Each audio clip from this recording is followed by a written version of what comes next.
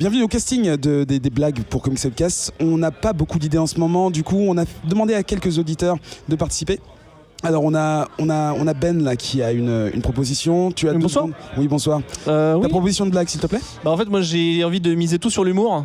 Du coup j'avais une petite blagounette, une petite devinette. Pourquoi Thor abandonne toujours très vite? Parce qu'il a le marteau. Parce qu'il en a marre tôt. Suivant. Sam, tu candidates aussi. Quelle est ta blague? Bonsoir, moi c'est Sam et alors aujourd'hui je vous propose une petite blague qui est également une devinette. Quel est le seul super-héros qu'il ne faut pas inviter à un apéro dînatoire? Wolverine. Excellent. Non. Je ne ris pas. Faisait à l'applaudimètre. Suivant, Nivrae. Tu veux proposer une blague peut-être? Ah, j'ai une petite blague Oui. aussi. Comment est-ce qu'on appelle les préservatifs chez les X-Men? Les gambits.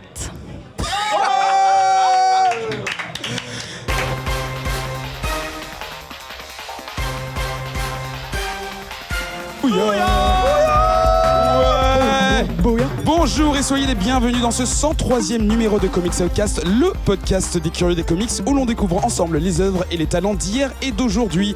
Nous sommes aujourd'hui à Lille en public, accueillis par le peuple du dernier bar avant la fin du monde. On est pas mal ici, j'ai encore du monde à vous présenter. On va commencer par Adrien, notre réalisateur qui n'a pas de micro pour l'instant. Comment ça va? Ça va très bien, merci. Ça galère un peu mais on y arrive. Oh, allez, c'est tout simple, hein, parce que tu sais, pour moi c'est le quotidien, c'est la routine. On compose avec ce qu'on a. On a également Ben. Absolument, c'est Comment moi. ça va? Bah écoute, ça va bien et toi? Écoute, ça va aussi, un peu chaudement mais Ouais. tout se passe tranquillement. Ok. Un peu chaudement à cause de la bière. Tu lis des choses en ce moment? Ouais, absolument. Je lis la nouvelle série de Tom King qui s'appelle Heroes in Crisis. Alors on va rebooter cet épisode. Ah, tu changes de voix tout de suite. Qu'est-ce qui se passe? J'ai mué depuis la dernière fois. Non. Je lis la nouvelle série de Tom King qui s'appelle Heroes in Crisis où en fait on s'attarde sur la psyché des héros qui voient plein de gens mourir, qui tuent eux-mêmes des gens, donc qui pètent un câble au bout d'un moment. Et c'est super cool puisque Tom King c'est super cool. On a Sam aussi, comment ça va? Salut Eric, ça va et toi? J'ai déjà répondu à cette question, merci Pardon. de suivre. T'es venu comment? Je suis venu en voiture. Ah cool. Le péage c'est combien? Et tu sais lis pas. quoi en ce moment? Je lis pas mal de choses parce qu'on est au mois de septembre et qu'il y a eu énormément de sorties en VF. Ouais. Du coup, je lis du Ether, je continue Lock and Key, je me suis acheté le Sherlock Frankenstein, du Doggy Bags. Ouais. Varié. Ouais, et puis je fais aussi dans l'ancien, je fais du Hawkeye de Matt Fraction et Adja. Ah, un de mes il- comics préférés, celui de vrai, Daniel aussi. mais- Daniel, si tu nous écoutes, bisous. On a également Nivrae avec nous. Ouais. Comment ça va? Ça va bien. Tu veux me poser la même question ou pas? Non, ça va. Cool. Comment- Tu lis des choses, tu t'en fous, c'est vrai moi aussi.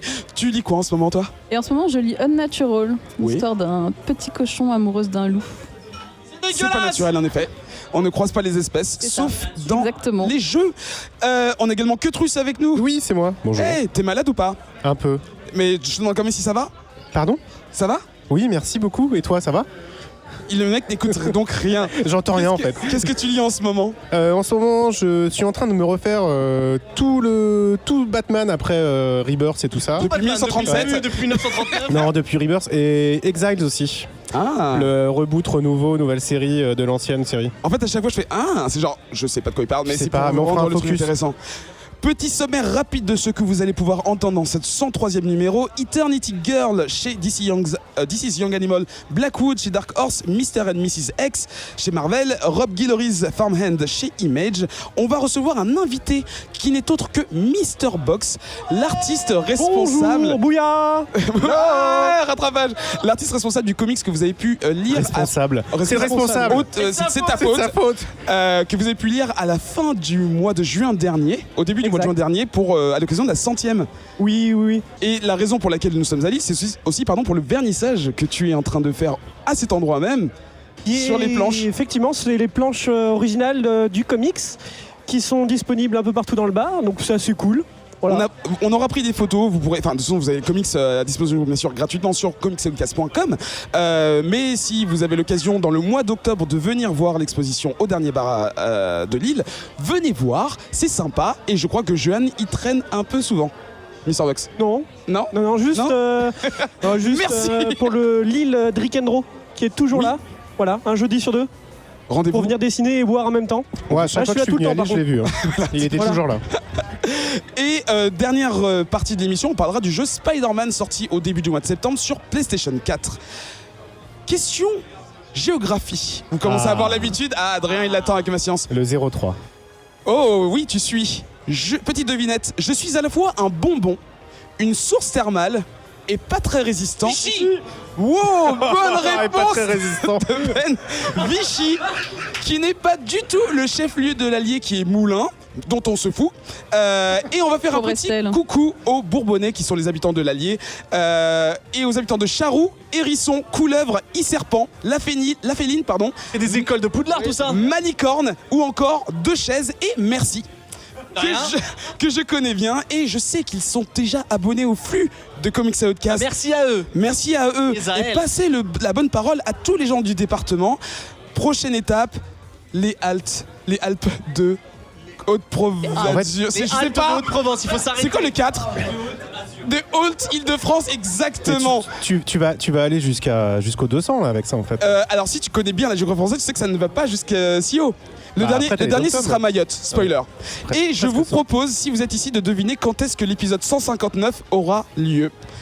Ceux qui Si trouvent la quelqu'un dans bonne... le bar peut trouver, il gagne un Comics Outcast directement. J'ai la réponse ici. Les réseaux sociaux, comicsoutcast.com pardon, pour le site pour le voir. Ensuite, @comicsoutcast sur Twitter pour nous passer des messages quand ça marche ou quand ça marche pas. Et le Bouya Comics Club sur Facebook, c'est le groupe dans lequel nous discutons des comics que nous avons lus ou que nous voulons lire et des films aussi à venir parce que là en plus il y a vraiment du gros, lourd, intéressant au moins, genre Dark Phoenix. Mais on en discute ensemble, les haters et les N'importe quoi. lovers. Voilà. Comics Outcast numéro 103, c'est parti.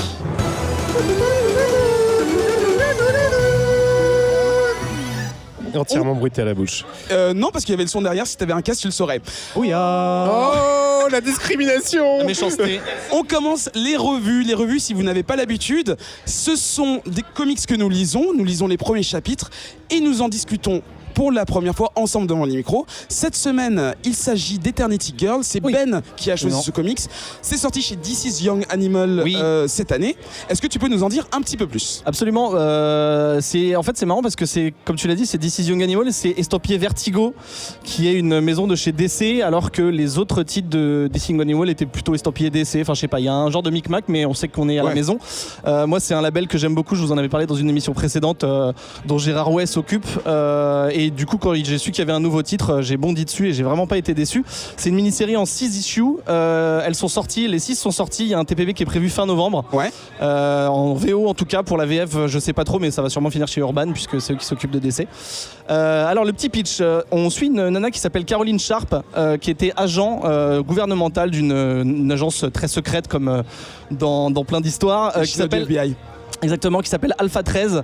Et un jour, c'est la guerre contre une super méchante qui s'appelle Madame Atome, qui veut s'emparer d'une force incommensurable, un pouvoir qui peut détruire la Terre. Et en essayant d'arrêter cette super vilaine, Caroline Sharp va s'emparer malgré elle de ce pouvoir dont je viens de parler et va se transformer en une créature réelle, irréelle, tangible, intangible, qui existe mais pas vraiment, qui ne ressemble plus vraiment à une humaine. Elle a la peau très blanche, elle a les cheveux bleus, elle a un bras en pierre bleu, un autre en rouge, on sait pas trop la matière, elle a des jambes crochues, ce genre de truc. Voilà, enfin voilà, c'est un peu. Elle était quantiquement modifiée. Bah voilà, et au niveau atomique, et elle a des pouvoirs atomiques, elle peut modifier les atomes, et en gros elle peut quasiment tout faire. Ouais. Elle est très très dangereuse et très instable puisque ses nouveaux pouvoirs elle les connaît pas trop.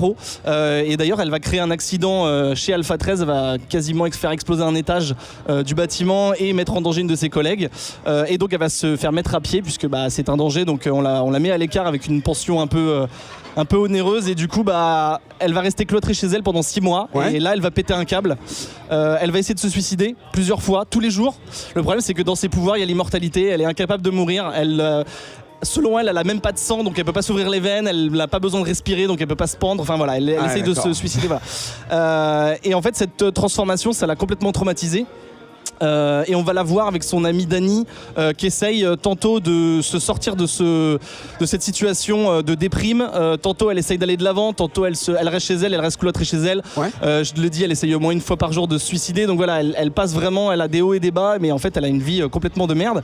Et donc voilà, on va suivre un peu ses déboires. Et ce qui est assez intéressant, c'est que on va suivre sa vie de tous les jours dans la réalité, ce que je vais appeler la réalité en mettant des petits guillemets, mais aussi dans une part de rêve où on a l'impression que c'est ces angoisses qui prennent forme. Ouais. Graphiquement c'est hyper tranché, donc on fait vraiment la différence entre les deux, mais parfois ça se mélange. Donc on est perdu, c'est un peu psychédélique, on est perdu, et en fait c'est à l'image du personnage, c'est-à-dire qu'elle pète un câble, elle sait pas trop où elle en est dans sa vie, et quand t'es un peu perdu dans les pages, tu te dis bah en fait ouais je comprends, en fait j'ai l'impression d'être aussi pas déprimé, mais elle est complètement perdue, et moi aussi du coup en lisant ça, mais moi ça m'a intrigué. Ça traite de sujets très humains malgré la forme très fantastique et très comment dire, enfin de science-fiction, on peut même appeler ça voilà. Ça traite de l'acceptation de soi, parce qu'en fait elle a changé physiquement notamment, mais du coup on peut le transposer dans la vraie vie où on a un problème, où on a des complexes physiques par exemple. Elle pète un câble parce qu'elle a des vrais problèmes existentiels. Exactement, existentiels. Ouais. Et c'est des fois ça tend vers la philo aussi de l'existence même. Qu'est-ce que c'est de vivre, d'exister? Est-ce qu'on existe juste parce qu'on est physique, ou est-ce que on a besoin d'avoir un corps pour exister? Voilà, il y a plein de questions comme ça, c'est très dense, c'est très riche, il y a énormément de sujets qui sont traités dans ce comics. Je pense que moi ça mérite plusieurs lectures de mon point de vue, donc je sais pas, j'aimerais bien avoir l'avis de mes petits camarades, savoir si eux ont ressenti déjà l'envie de le lire plusieurs fois et le besoin de le lire plusieurs fois. Moi c'est mon cas, mais ça m'a vraiment beaucoup plu parce que je trouve que c'est très profond. Il y a de plus en plus de comics comme ça, notamment de Tom King dont je parlais au début de l'émission, qui traitent de la psychologie des personnages. Moi c'est un sujet qui m'intéresse vraiment, et le dessin, au début je l'ai trouvé un peu bizarre, un peu pas spécialement très intéressant, et au fur et à mesure que je m'attachais au perso, je me suis rendu compte que le caractère design de certains personnages me plaisait vraiment, et je me suis attaché à eux grâce à ça. Et il y a une vraie identité dans le dessin, ça ressemble un petit peu à Riley Osmo dont je vous avais déjà parlé, qui a bossé sur Deathbed ou sur un arc de Batman, etc., que j'aime vraiment beaucoup, qui lui est à un autre niveau. Mais là c'est très louable, c'est maîtrisé, quoi qu'il arrive c'est maîtrisé. Il y a un jeu de couleurs qui est vraiment aussi vraiment très travaillé, surtout dans les passages où voilà, je vous l'ai dit, il y a un genre de passage métaphysique où on sait pas si on est dans les rêves, dans la réalité, puisque c'est des thèmes qui se mélangent. Visuellement, moi j'ai trouvé ça super. Il y a le TBB qui sort fin novembre, je l'ai dit, et moi je vais sauter dessus parce que c'est vraiment un coup de cœur pour moi. Voilà. Ça m'a beaucoup plu. Pourquoi tu l'as choisi celui-là? Parce que je sais qu'il y a des mois en fait, c'est toi qui nous avais parlé de la création de cette, et en fait, en gros, cette collection-là. Le truc c'est que DC Young Animal c'est un label qui est assez jeune, et ils ont eu leur fin de série qui était déjà prévue depuis le début. C'est un truc que j'aime beaucoup aussi, c'est de se dire, on sait, tu vois souvent une série de temps sur temps, tu sais, ok, il y a une fin qui est prévue, c'est un projet qui est fermé, donc c'est cool. Et au lieu que ça s'arrête, en fait, les séries comme Doom Patrol ou Kev Carson of Cybernetic Eye, en fait ça s'est arrêté. Il y a eu un genre de phase 2 où en fait c'est les mêmes séries, mais genre Kev Carson c'est maintenant il a un Interstellar Eye, tu vois, il y a un espèce de petit voilà, c'est level up. Exactement. Et dans ces séries qui ont continué un peu en phase 2, il y a eu des nouvelles séries dont Eternity Gold qui est sortie, et moi ça m'a attiré direct et j'ai vraiment pas été déçu, parce que ce label il donne vraiment sa chance aux artistes qui ont vraiment des trucs à écrire. En fin d'issue tu vois souvent le mot de l'auteur, et la nana en question qui écrit ça, j'ai noté son nom, qui est Magdalene Visagio, pardon, j'en ai pas parlé. Elle dit que longtemps elle a toujours su qu'elle voulait écrire, mais longtemps elle a pas su comment écrire, et elle a pas trouvé d'endroit où écrire ce qu'elle avait envie d'écrire parce que ça ressemblait pas forcément au mainstream. Et avec DC Young Animal et Gérard Way, elle a trouvé son chemin. Tu sais, sans mauvais jeu de mots d'ailleurs. Tu sais si DC Young Animal ils continuent des phases comme ce que tu décris là Je sais pas. Pour l'instant, enfin moi je décris ça comme une phase, mais c'est pas acté comme le MCU par exemple ou quoi. C'est juste que voilà, les séries elles continuent. Et Gérard Way, quand il écrit dans les comics, il dit juste que lui son souhait c'est de créer des choses nouvelles, de donner des nouveaux sujets, de faire la lumière sur des sujets qui sont pas forcément traités dans les comics mainstream de DC d'ailleurs, sans tirer sur sa maison, il le dit très clairement. Donc voilà, en gros c'est ouvert et ça permet à des nouveaux sujets de venir en lumière, et moi je trouve ça hyper louable. Et en plus c'est de la qualité, donc voilà. Nivrae, tu l'as lu aussi? Ouais. Qu'est-ce que t'en as pensé rapidement? Déjà, premier point, les covers sont assez magnifiques, et du coup j'ai pas eu de réticence au départ à me lancer dedans. Par contre, le comics est quand même vraiment très dépressif. La souffrance du personnage est assez complexe à vivre. Tu la vois effectivement se suicider, tout tenter, s'ouvrir les veines, tenter de se pendre, tenter de se noyer. C'est pas gore du tout par contre. Non, c'est pas gore, mais c'est terriblement dépressif. C'est choquant un peu. Non, pas choquant, mais c'est juste immensément triste. Tu la vois suivre son truc. Et j'avoue que les 2 premières issues, je me suis dit, non, si la 3e elle est comme ça, j'ai commencé à. Enfin, je veux juste lâcher quoi. Et la 3e, tu commences à voir des choses un petit peu plus étranges. On parle un peu plus de Madame Atom, tu comprends un peu plus ce qui s'est passé pour elle. Et ils vont commencer à aborder quelques sujets au niveau de la fission atomique. Ouais. Tu commences à comprendre qu'il va se passer quelque chose de gros. Tu as un nouveau personnage aussi qu'on te présente rapidement, qui est The Neverman. Donc du coup, là, ça devient intéressant. Après, le personnage est cool quand même parce qu'elle a la capacité de shapeshifter, donc elle peut changer de forme, changer de physique, même si elle souffre, qu'elle a quand même du mal à gérer tous ses pouvoirs. Donc pour moi, le personnage, il est intéressant. C'est juste que vraiment, les 2 premières issues, c'est une plongée dans la dépression qui est pas simple du tout à tenir, et je m'attendais pas du tout à ça dans un comic. Mais je suis d'accord avec toi dans la forme, mais je trouve que dans le discours, dans le sous-discours, c'est pour ça que je disais que c'était très dense. Il y a quand même, je dirais pas un message d'espoir, mais je pense que chacun peut y voir un peu ses propres angoisses ou ses propres complexes et se dire ok, il y a quand même un espoir. Enfin, tous les personnages ne sont pas en fait, j'ai pas trouvé ça sombre. Je suis d'accord avec Nivray quand elle dit que c'est un peu dépressif, mais c'est pas négatif, enfin, ça te met pas dans le bad. Moi, ça m'a plutôt Je suis pas d'accord avec toi. Plus russe. C'est dans le dépressif parce que ça parle quand même d'un personnage qui a du mal à s'accepter, qui a du mal à accepter sa différence, de ne plus pouvoir bosser, d'être un paria. Et en fait, elle veut mettre fin à sa vie et qui peut avoir des conséquences néfastes. Et du coup, c'est. Oui, mais là où je trouve ça positif, je disais dans le discours, c'est-à-dire que se rendre compte qu'un personnage de comics traverse ce genre de galère, en tant que lecteur, si tu te retrouves dedans, tu te dis, ok, je suis pas seul. Donc il y a une forme de. Tu vois, c'est dans ce sens-là que c'est positif. C'est-à-dire, on te propose un personnage qui lui coule littéralement, mais je trouve qu'il y a quand même le fait que le discours se pose là-dessus, ça laisse. C'est pas un message d'espoir, ce que je disais, mais tu te dis, ok, c'est cool qu'il y ait un perso comme ça. Ça veut dire qu'il y a peut-être la lumière au bout du tunnel. Et d'ailleurs, des fois, elle donne des. Même si. Pour elle, la fin, c'est le suicide et au final, ça marche pas.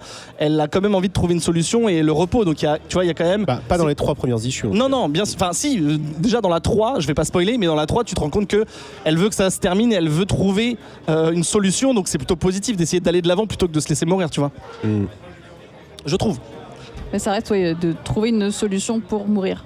Oui, bien sûr, mais c'est quand même pas le comics le plus joyeux que tu Non, bien sûr, mais c'est ce que je disais à Eric. Je trouve que chacun trouvera, tu vois, le fait qu'on soit pas d'accord, ça prouve que chacun trouve un peu le discours qu'il veut et s'adapte à sa propre vision, quoi. Petrus, ton avis ? Moi, j'ai trouvé ça super bien parce que déjà, c'est un sujet traité comme ça de la différence d'un super-héros qui a du mal à se placer, qui a du mal à s'accepter, qui veut en finir. C'est pas commun. On est toujours en train de jouer sur la réalité, sa réalité. Est-ce qu'elle est en train de rêver les choses ? Est-ce que Madame Atom existe vraiment ? Est-ce qu'elle est vraiment morte, etc. Tu sais pas. Est-ce qu'elle a vraiment un destin cosmique ? Peut-être que oui, peut-être que non. On a tendance à penser que non, que oui plutôt, mais on sait pas. Et ouais, c'est un comics complexe. Hyper intéressant. Je trouve que c'est quand même un tour de force de réussir à centrer, au moins en tout cas les 3 premières issues, j'ai pas lu la suite, sur quasiment un seul personnage et son introspection et son interaction avec les personnes.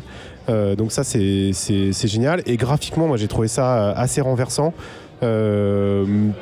La mise en case surtout. La mise en case, elle est incroyable, la mise en couleur, elle est dingue. Et quand le dessinateur commence à jouer avec par exemple des structures architecturales, franchement des fois ça touche un peu, pas au chef-d'œuvre, mais en tout cas presque à la perfection.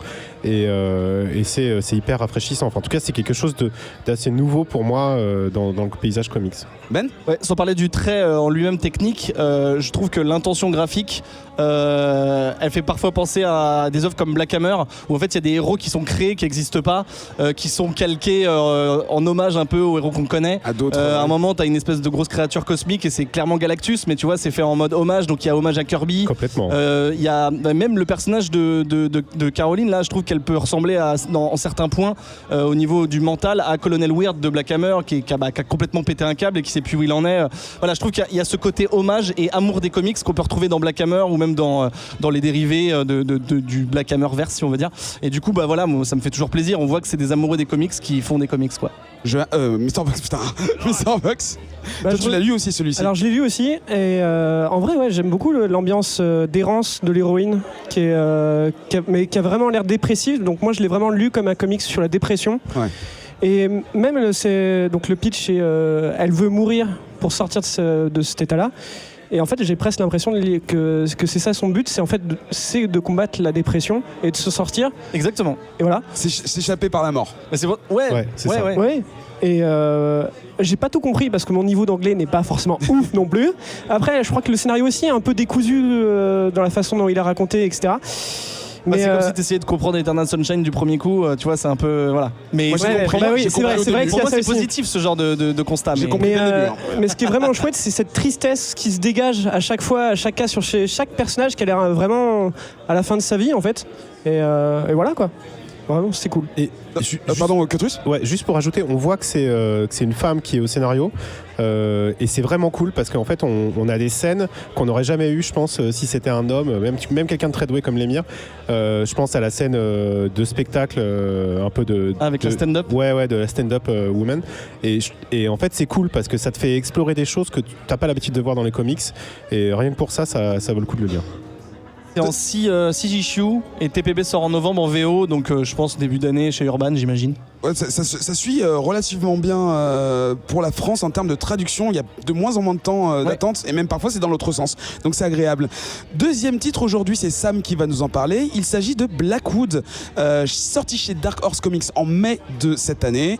L'auteur c'est Eva Dorkin et à l'illustration on a un couple d'artistes, Veronica et Andy Fish. Et c'est toi qui veux nous en parler. Qu'est-ce qu'on peut trouver dans ce comics, Sam ? Ouais, alors Blackwood, c'est un comics en 4 issues. Il y a un TPB d'ailleurs qui sort le 12 décembre. Et du coup, c'est une histoire de. En fait, l'histoire commence tout simplement avec un homme qui est assis à son bureau et qui est en train de laisser ses derniers mots, une sorte de testament sur dictaphone à son ami Russell, en lui expliquant qu'il est mourant, qu'une puissante attaque psychique l'a vraiment atteint, et qu'il a ouvert une voie à un mal ancien en lisant une page dans The Book of Despair, et qu'il aurait dû lui révéler plutôt le secret de la vraie raison de l'existence de Blackwood. Donc Blackwood qui est une école dont la mission est de préparer ses élèves au secret de l'occulte. Et du coup on va découvrir 4 étudiants qui vont arriver en même temps que tout un autre groupe d'étudiants. Ce sont des nouveaux étudiants qui arrivent à Blackwood, et donc qui découvrent l'école et qui arrivent dans un milieu un petit peu spécial. Ils savent pas vraiment où ils sont, et dès la première nuit en fait ils font un rêve très étrange, tous le même, où ils voient le fondateur de l'école mais complètement difforme, avec la mâchoire inférieure qui disparaît dans un autre visage. Il a 3 têtes au final qui s'accrochent à son thorax. Et suite à ce rêve, donc ils se font une petite soirée bière à la Belle Étoile, quand arrive le directeur de façon un peu morbide, qui arrive, qui a l'air paumé, qui a plus Dieu et quand il s'approche pour essayer de l'aider et qui font tomber son manteau, se retrouve avec des espèces de tentacules pattes dans le dos du directeur, qui attrape l'un des élèves et l'emmène vers un mausolée dans lequel il y a un puits dans lequel il plonge, et voilà. Et c'est comme ça que se termine la première issue. Donc voilà. Du coup, toi, qu'est-ce que tu en as pensé ? Parce que t'as trouvé ça... Moi j'ai pensé à Buffy. T'as pensé à Buffy ? Ouais. Le groupe de jeunes qui s'intéressent à l'occulte, je sais pas, ça m'a... En fait, moi j'ai plus pensé à Scooby-Doo. Voilà, j'allais dire, on est tombé là entre un mélange entre Archie et Scooby-Doo, quoi. On a une bande de jeunes qui se connaissent pas, en plus qui sont moyens, sympathiques les uns envers les autres. Il y a une ambiance un peu de merde. Dans la narration, dans la façon de construire l'histoire, on a quelque chose qui est vraiment très Scooby-Doo, avec la fin qui arrive vraiment sur la 4e issue de façon un peu posée comme ça. On ne sait pas vraiment où ils vont tout du long, et Et en fait, j'étais un peu déçu. Je pense que j'étais pas vraiment la cible de ce comics. Moi, j'ai choisi ce comics par rapport donc aux covers qui sont magnifiques et au résumé. Une école de l'occulte, des covers qui sont très graphiques, avec des couleurs très acidulées, des gros aplats noirs, une belle typo, ça me vendait du rêve. Et Dark Horse aussi, je pense. Dark Horse, clairement. Le label. Tout à fait. Label chéri. Et après, donc le dessin en soi, il est plutôt joli en général. Les couleurs sont assez chouettes aussi, mais c'est assez inégal. De la tête. Ça dépend des moments. Le problème pour moi, c'est pas tellement le dessin, c'est plus la mise en page et la structure des images qui est pas toujours dingue. Et des personnages qui sont pas forcément très charismatiques.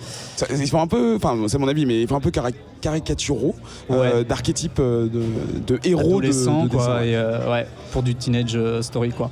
Nivrae, tu l'as lu aussi? Oui. Qu'est-ce que tu en as pensé? Alors, et est-ce que toi aussi tu as lu le côté Scooby-Doo très clairement le Archie Scooby-Doo. Je peux te dire, le dernier truc que j'ai noté en bas de mes notes, c'était un peu what the fuck chelou. En fait, un peu. Les personnages au cœur de l'histoire, les quatre principaux, ils ont rien en commun, ils vont pas ensemble, il n'y a pas d'alchimie, il n'y a rien du tout. La plupart, enfin même tous sauf une, je dirais à peu près, ils sont pas au courant d'où ils débarquent, pourquoi ils sont là, pourquoi cette école, ils savent même pas que c'est une école de l'occulte en fait. Ils sont vraiment pas du tout au courant d'où ils vont, donc j'ai du mal à accrocher au principe que tu débarques dans une école mais tu sais pas où tu débarques.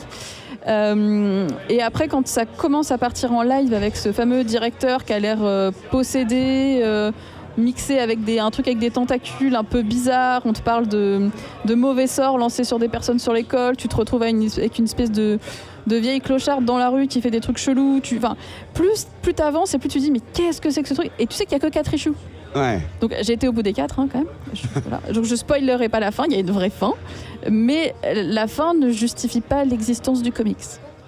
Et puis la fin elle est vraiment façon Scooby-Doo quoi, c'est en fait c'était le gardien du phare et tout ça, et en fait il y a une espèce d'enquête, mais en fait l'enquête ne mène à rien parce qu'elle te permet pas à toi de découvrir, elle t'applique pas vraiment, c'est que à la fin qu'on t'explique les choses et que tu remets un puzzle qui n'en était pas vraiment un en place, et c'est assez décevant.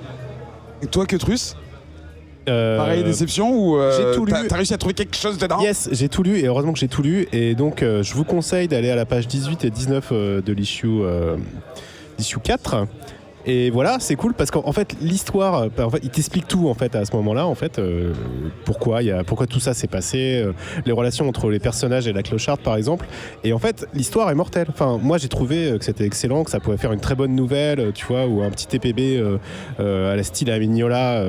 Et ça c'est cool. Par contre tout le reste, je me suis fait super chier. J'ai trouvé ça pas très intéressant et mal dessiné, enfin en tout cas mal mis en page et tout ça. Mais il y a quelques phrases, il y a quelques moments qui sont assez cool si tu t'accroches. Et voilà, donc si vous avez accès aux 4 issues, allez à la fin et lisez la page 18, 19, 20, et ça c'est cool. Mais comme dit Ketrus, le pitch en soi, il serait pas mauvais si ça avait été construit autrement, quoi. Enfin, ou si l'histoire avait été construite tout court. Ouais, ou justement l'histoire entre ces deux protagonistes, si c'est ça qu'on nous avait raconté. Peut-être, tu vois, une issue un peu flashback qui justement décrivait un peu la vie de cette personne qui est morte au début, qui a les tentacules dans le dos. Si on nous avait donné ça et à manger et un peu cette relation avec sa bien-aimée et tout ça, ça aurait été mortel. Par contre, l'histoire des ados un peu concons, qui ont des pouvoirs, on sait pas trop pourquoi, ça, pas très intéressant. Pas exploité en fait, on s'en fout complet quoi. Ben En fait, moi j'ai été extrêmement déçu parce que je trouve que les quelques pages que Sam a décrit dans son intro, le tout début, les toutes premières pages de la première issue, où on voit ce vieux qui regrette beaucoup de choses et qui enregistre un message pour quelqu'un et qui se met à mourir, je trouve que c'est bien dessiné, bien ancré, bien mis en couleur, bien mis en case. Il y a une tension dès le départ, il y a énormément de détails cachés dans le fond, écrits sur un tableau, un coin de livre et tout. Et là, dès les premières pages, je me suis dit putain, j'adore les dessins, il y a une putain d'ambiance dès le départ, on est en train de me mettre plein d'indices, il va y avoir une enquête, je suis trop chaud. Et tout le reste, du vent. C'est-à-dire qu'on m'a fait une énorme promesse où j'étais vraiment très content. C'est qui ? j'étais énormément content de me dire ok, j'ai envie d'être embarqué là-dedans. Et en fait, toutes les autres pages, les gamins insipides complètement, l'enquête qu'on m'avait promis. Après, dans les autres pages, il y a encore quelques petits détails écrits dans des fonds de salles, etc. Je me suis dit ok, ça continue, mais en fait, ça mène à rien. C'est vide. Le dessin, je l'ai trouvé extrêmement inégal. C'est-à-dire qu'il y a des trucs où c'est très bien fait et des fois où t'as l'impression que c'est bâclé. Alors j'aime pas dire ça parce que je connais pas l'intention de l'artiste, mais moi l'impression que j'en ai, c'est que c'est bâclé au point que des fois je me demande si ils étaient pas plusieurs à dessiner. Enfin voilà, j'étais extrêmement déçu et donc je vois pas l'intérêt de ce truc là, surtout que Dark Horse c'est vraiment mon éditeur de cœur et je vois pas l'intérêt.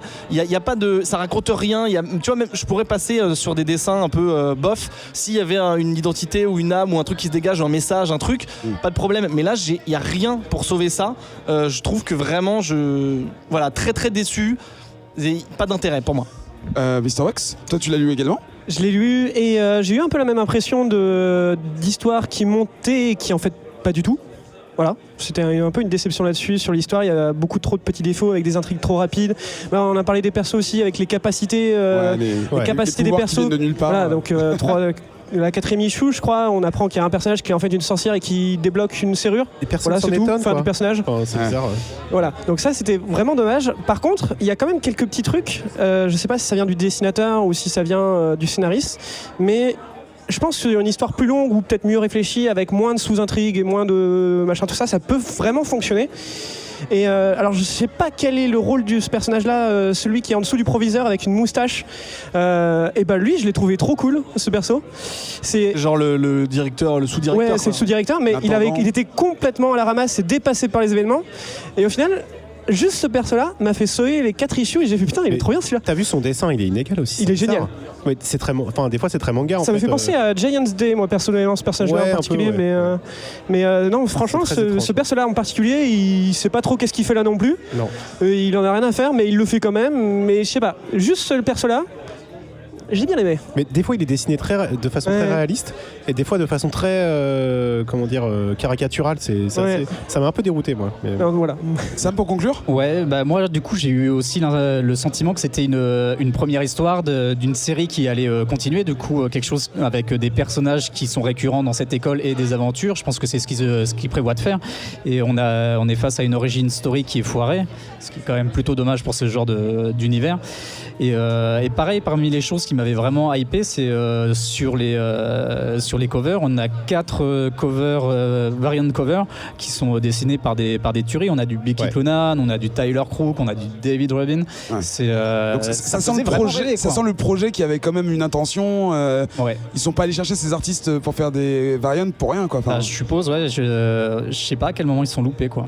Ouais, j'aime bien le côté promesse un peu éreinté. Après, je sais pas si on peut juger de la qualité d'un titre sur les variantes cover parce que c'est des gens qui sont copains entre eux, c'est des gens qui ont des liens avec les maisons d'édition et tout. Donc, puis après, c'est peut-être juste des histoires dessous. Donc, moi, j'adore quand il y a des variantes cover. Celle de Becky Cloonan, à elle seule, elle pouvait me vendre le titre, mais je me baserai pas dessus pour me. Enfin, quand il y a une variante cover d'un artiste que j'adore, je me dis pas, ok, ça va être mortel. Mais bon, c'est un faux ami, je pense. Sauf quand c'est Mignola. Donc, Darkwood, votre faux ami chez Dark Horse Comics que vous retrouvez dans toutes les bonnes crèmeries. 3e titre dans ce 103e épisode, il s'agit de Mr. and Mrs. X, un titre choisi par la bonne Livrae. Un titre Marvel. La bonne Livrae. Oui, entre les insultes que je t'ai faites à la bien bonne Livrae, elle est bien brave. Non, la sympathique. La potasse. La potasse, voilà. Tu l'as retenu, celle-là. Ah ouais. Du coup, c'est un comics Marvel Comics, on peut s'en douter, écrit par une auteure qui s'appelle Kelly Thompson et illustré par un Oscar Basaldua, paru en juillet de cette année. Qu'est-ce que tu veux nous dire là-dessus? Alors moi, je me suis jetée dessus parce que j'ai pas une grande connaissance des X-Men, mais ce que je connais bien, et surtout, c'est Malicia Rogue, qui est un perso que j'aime énormément parce qu'elle a une très jolie mèche blanche. Ça s'arrête un peu à là, ma passion. Et du coup, effectivement, quand tu la vois sur la cover dans sa robe de mariée avec Gambit, je me suis dit, oh, c'est trop bien, c'est un truc de mariage. Et là, j'ai eu un petit stop de Zef et de Daniel qui m'ont dit, attention, ça se lit pas tout seul, il faut que tu lises autre chose avant. Donc je vous dis exactement ce qu'il faut lire avant de lire Mr. et Mrs. X. Il faut donc lire Rogue et Gambit, qui est de la même auteur, qui parle d'en fait une espèce de fake lune de miel mission dans laquelle ils partent tous les deux. Et ensuite, il faut lire le X-Men Gold numéro 30, qui est en fait un mariage où tous les deux sont invités et finissent en fait par se marier. Alors que D'accord. c'est pas eux qui devaient se marier au début. Ils ont hijacké Ils ont- la cérémonie. Complètement. Et donc du coup, Mr. and Mrs. X reprend au moment de ce mariage, au moment où tous les deux décident qu'en fait finalement ils vont se marier. Et on démarre là-dessus, donc sur sa préparation, le fameux objet ancien, objet nouveau, l'objet Ouais, bleu, etc., ouais. l'objet emprunté. Là, c'est la tradition anglo-saxonne. Ça, Exactement. Et donc elle se marie avec Gambit, ce magnifique et très charmant personnage que je n'aime pas particulièrement. Et ils partent ensuite en voyage de noces. Et bien sûr, pour le voyage de noces, quoi de mieux que d'emprunter le vaisseau de Carol Danvers. Comme ça, ils sont cool, ils sont très loin, ils pensent être tranquilles, vraiment tranquilles.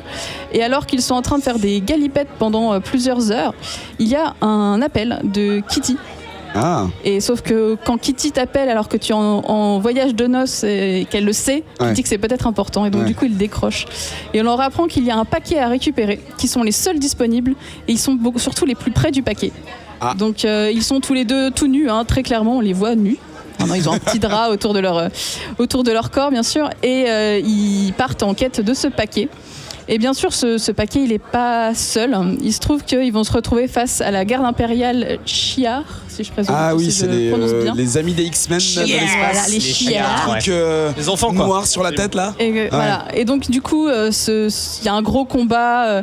Il y a comment dire, Gambit qui va être kidnappé et notre très chère Malicia attrape les pouvoirs de quelqu'un au passage, puisque c'est son don, et se retrouve projetée en dehors du faisceau dans l'espace avec le paquet qu'il venait chercher dans les mains. Et là, elle disparaît. Hop. Et elle va où? Et là, nous sommes à la fin de la première issue. Et un personnage a récupéré Malicia. Alors, je vais vous spoiler le personnage parce que sinon, en fait, en vrai, sinon, tu arrêtes le comics à ce niveau-là et tu te dis. Aucun intérêt. Non mais vraiment, ça me fait mal au cœur, mais en vrai, si tu t'arrêtes là au comic, tu dis ça n'a aucun intérêt. Heureusement, ils t'ont montré qui a kidnappé Malicia et c'est Deadpool. Et là, tu te dis Deadpool. Ah. Et en fait, il se trouve que effectivement, Deadpool, amoureux de Malicia, l'a récupéré et il va se poursuivre. Donc du coup, pas mal d'aventures. On va découvrir ce qu'il y a dans ce paquet. On va découvrir pas mal d'autres ennemis qui veulent récupérer ce paquet parce que dans ce paquet, il y a en fait un œuf. Et un œuf qui cache un nouveau personnage que tout le monde veut récupérer. C'est Mini Draco? Non, c'est encore mieux que ça. C'est très perturbant. Et tu te retrouves avec des scènes un petit peu perturbantes où ils sont plutôt très forts en cliffhanger chelou. D'accord. Et tu te dis, mais qu'est-ce qu'ils ont fait derrière? Et comme Où l'histoire? tu te retrouves en fait avec du Deadpool, ça excuse un petit peu plein de blagues bizarres, plein de moments un peu gênants de concurrence entre Gambit et Deadpool qui se battent pour Malicia. Enfin, c'est plutôt drôle en vrai. Ça s'est transformé au départ d'un comics qui parle d'un mariage et d'une relation entre deux personnages où en vrai tu t'en fous un peu de leur relation, Ouais. où tu commences à dire ça va pas être terrible, et là Deadpool apparaît, ça gagne vraiment un petit peu de valeur. En tout cas pour moi ça a gagné de la valeur. Donc, est-ce que ça veut C'est dire Deadpool, que quoi. les deux personnages tout seuls ne tiennent pas? Disons que tout seul il y a déjà eu Rogue et Gambit qui existent, Ouais. qui était pas trop mal parce que c'était bien fait, mais là le début du comics te donne vraiment pas envie Ouais. jusqu'à ce que De Deadpool prolonger, apparaisse. ouais. Ouais. Donc lui il va vraiment être un bon élément tout le long. Donc pour l'instant il n'y a que 3 issues qui sont sortis. Je crois pas qu'il y ait de longueur qui ait été confirmée pour l'instant. Ah, donc c'est un ongoing, c'est un truc continu? Ouais, pour l'instant c'est ongoing, donc j'attends la suite avec assez d'impatience en fait. Parce Vraiment que, en fait, les aventures sont plutôt cool. Ouais. Une fois que tu as Deadpool dedans, qui est là, qui est un peu random, qui comprend pas, le nouveau personnage que tu vas découvrir avec ce paquet est plutôt très intriguant puisque c'est un mélange de 2 autres personnages plutôt très connus. Ouais. Je spoil sans spoiler. Et du coup, non, c'est vraiment intéressant et c'est vraiment pas mal. Alors je sais que tout le monde n'a pas aimé autour de cette table, Bah, on va. Mais- Ouais, pardon. mais voilà. On va Deadpool sauve pour moi le comics. Que Truss, toi, ton avis, est-ce que toi, ça t'a transcendé justement ces histoires de mariage cosmique, De Cher. de Deadpool, Deadpool intervenant dans la romance d'un couple pourtant établi? Pour faire vivre l'histoire. Elle l'a très bien dit, Nibrae, c'est que au début je me putain mais qu'est-ce qu'elle nous a encore choisi, c'est quoi? C'est aucun intérêt, un mariage entre Gambit et Rogue, et pourtant c'est 2 de mes personnages préférés chez les X-Men, mais c'est un peu mièvre, inintéressant, et puis bim, Deadpool qui arrive, et là tu fais ok, là ça rajoute de l'intérêt, et effectivement cet œuf et ce personnage qui apparaît après donne tout son intérêt à la série, et j'ai pas grand chose de plus à dire là-dessus, à part que comme Hélène, comme Nibrae, j'ai envie de voir la suite, quoi. Sam, tu l'as lu celui-ci? Oui. Non, alors c'était pas du tout un reproche. Oui, je l'ai lu et alors moi je connais pas bien l'univers des Marvel et enfin ou particulièrement des X-Men. Le personnage de Gambit, je le connais surtout graphiquement et je l'ai toujours trouvé ultra badass. Ça me faisait bien plaisir de lire une histoire sur lui. Malicia, je la connais un peu plus, notamment grâce au film. Et l'idée de lire un comics qui parle d'eux me plaisait beaucoup. Après, comme disait Nivrae, le début a été très long. Toute la partie sur le mariage est très très longue. Ils font référence à des choses que t'as pas forcément si t'as pas lu ce qu'il y avait avant. Ouais. Donc ça a été long, ça a été un peu laborieux. Heureusement, le dessin était beau. C'est pas le type de dessin vers lequel je vais d'habitude, mais graphiquement c'est très joli, les couleurs sont très belles aussi. Les covers sont ouf, elles sont de Terry Dodson qui faisait Leia entre autres. Qui sont très jolies et donc voilà, ça commence comme ça, c'est long et arrive l'histoire du coup dans le vaisseau spatial, ça commence à devenir plus intéressant, Deadpool arrive et ça devient beaucoup plus what the fuck et je me suis laissé mener comme ça, c'était une chouette histoire. Je sais pas si je continuerai parce que c'est pas vraiment le genre d'univers qui me plaît particulièrement, mais on j'ai est pas loin de passé un Mignola là. Ouais, on est très loin de Mignola. Ben, pardon, excuse-moi. Tu l'as lu aussi? Oui. Alors toi du coup, parce qu'on a une team où ça Voilà. passe et l'autre où vite fait on va passer à la suite. Moi, quand on me promet un mariage, une célébration, de l'amour, de l'émotion, et que j'ai zéro de ça, eh ben c'est non. Je suis désolé, mais je suis obligé de le comparer à un mariage chez l'autre, c'est-à-dire chez DC, qui lui a réussi son coup, ouais. Le mariage de Catwoman et Batman. Pourquoi? Justement parce que t'avais rien besoin d'avoir lu avant. C'est des persos qui sont encore plus vieux que ceux-là en termes d'édition, Ouais. parce que c'était bien résumé d'une façon très élégante, que ça jouait sur l'émotion, sur l'amour, sur la relation entre ces deux personnages. Et moi, c'est ce que j'aurais voulu dans ce comics. En fait, en gros, l'idée que eux se marient, ça n'a pas vraiment d'intérêt. En fait, ils auraient pu être en date, ça aurait été exactement pareil. Deadpool, il serait arrivé pareil. Enfin, j'ai pas eu l'émotion que j'aurais voulu avoir en me disant, ok, c'est deux personnages iconiques qui se marient. Il va y avoir une fête, il va y avoir d'autres persos qu'on connaît qui vont être en fête, il va y avoir beaucoup d'émotions, de partage et de ce genre de trucs. Et en fait, j'ai pas du tout trouvé ça là-dedans. Donc effectivement, comme dit Sam, à part les dessins qui sont tout à fait louables et qui sont plutôt ok, je trouve qu'il n'y a pas grand chose derrière. C'est peut-être fun comme dit Hélène, mais moi j'ai pas du tout envie de voir le reste parce que.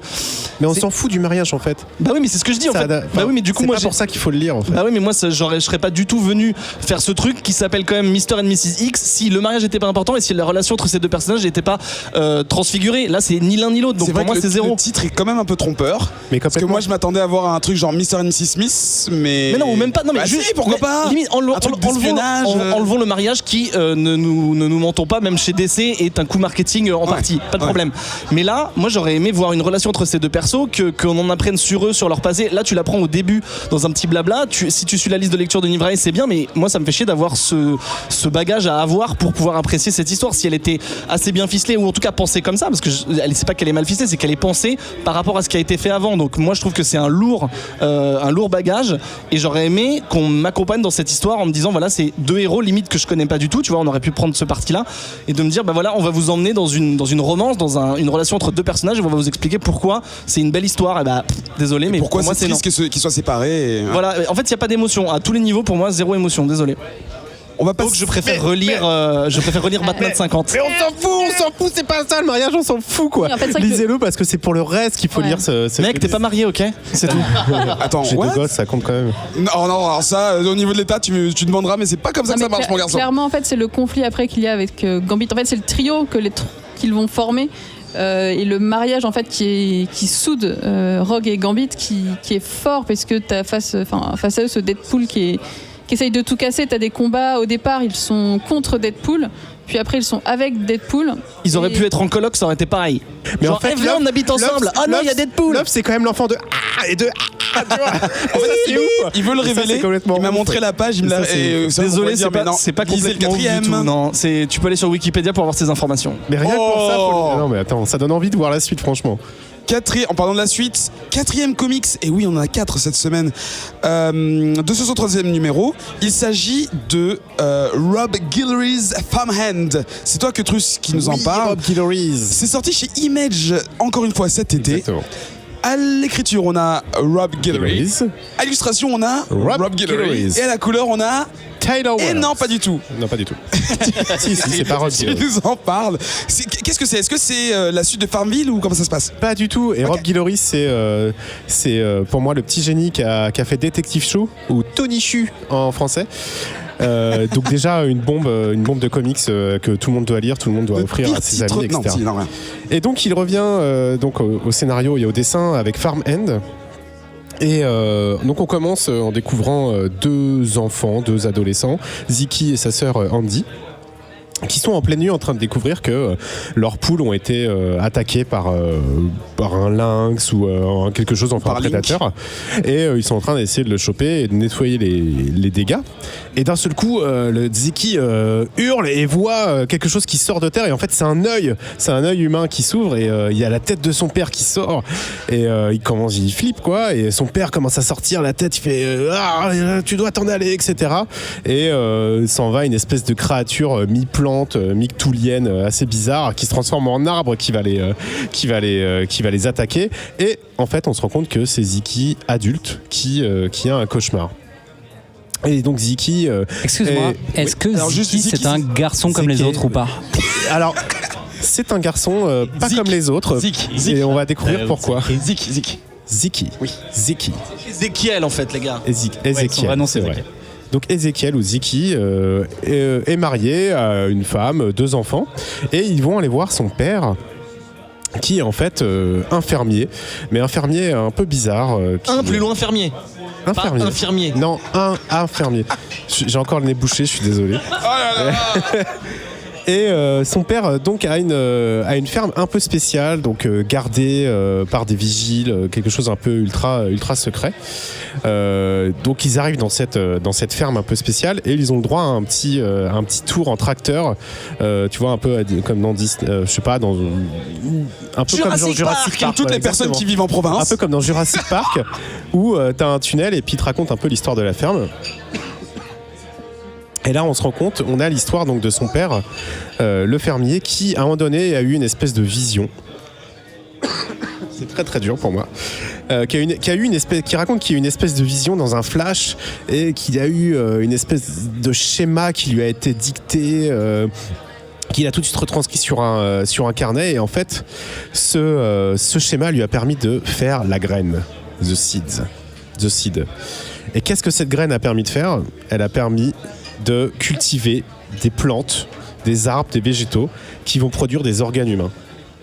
Donc en fait, délicieux. Des organes humains, des membres, des mains, des nez, des bouches, des cœurs, des organes génitaux, enfin tout ce que tu veux. D'accord, c'est ce qui m'intéressait. C'est pour ça que je l'ai dit, je le savais. L'arbre à quoi? L'arbre à bite. L'arbre à bite. Mais enfin, Hélène, ça suffit. Gambit, arbre à bite, stop. L'arbre à bite. Pourquoi tu veux te faire transplanter une bite, Eric? Et donc il a une ferme un peu bizarre pharmaceutique qui permet de cultiver des membres humains. Et qui permettent donc de sauver les gens d'amputations, qui ont des cancers, etc. Donc quelque chose d'assez formidable. D'ailleurs, son père lui-même a un pouce vert. Comme sur YouTube. Ah non, c'est bleu? Non, merde. Parce que Rob Guillory, il aime bien les jeux de mots, tu vois. Et en fait, avoir la main verte en anglais, c'est avoir le pouce vert, par exemple, ce genre de choses. Et farm hand, c'est les gens qui travaillent dans les fermes. Et farm hand, comme la main. Tu vois, la ferme à la main. J'avais pas compris. On s'amuse, c'est les jeux de mots. On rigole avec les comics. Et donc il retrouve son père qui est dans cette farm. On sent qu'il y a eu un petit problème quand même de famille. On commence à avoir l'habitude, on parle beaucoup de comics qui parlent de la famille en ce moment. Mais ils sont contents de se retrouver et lui et sa femme s'installent un peu dans la région. Pour trouver du boulot. Les enfants vont à l'école locale, vont même travailler dans la ferme de leur grand-père.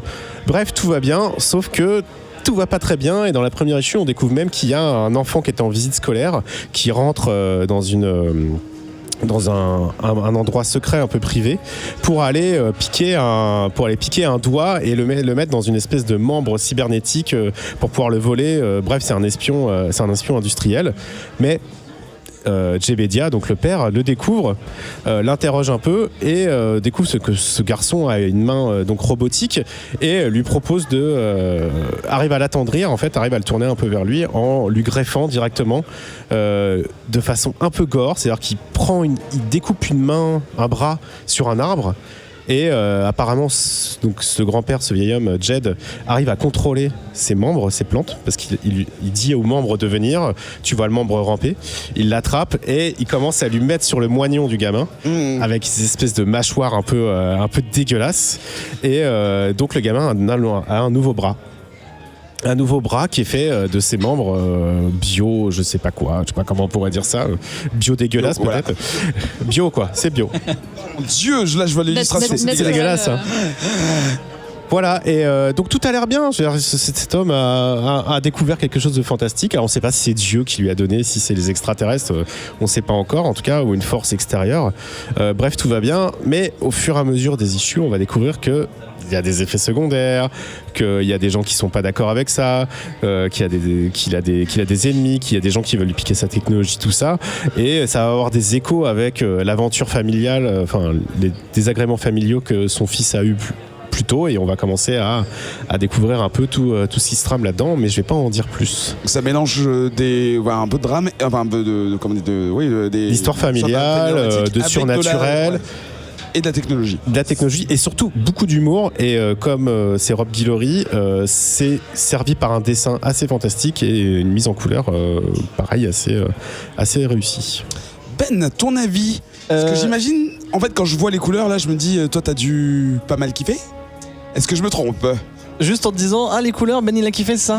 Je commence à comprendre ce que tu aimes au bout de 103. Non, effectivement, il y a un gros taf graphique. Ça peut rebuter au départ parce que c'est même pas cartoon, je dirais que c'est quasiment caricatural.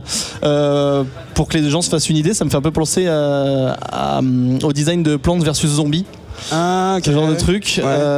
Ou aussi j'avais noté Invader Zim, c'est un dessin animé qui passe sur Cartoon Network, enfin bon bref. Donc c'est très cartoon, très anguleux, très exagéré, et effectivement au début je me suis dit bon ok, ça a l'air un petit peu léché, mais c'est bizarre comme choix de design pour une histoire comme ça, et en fait je m'y suis habitué très rapidement.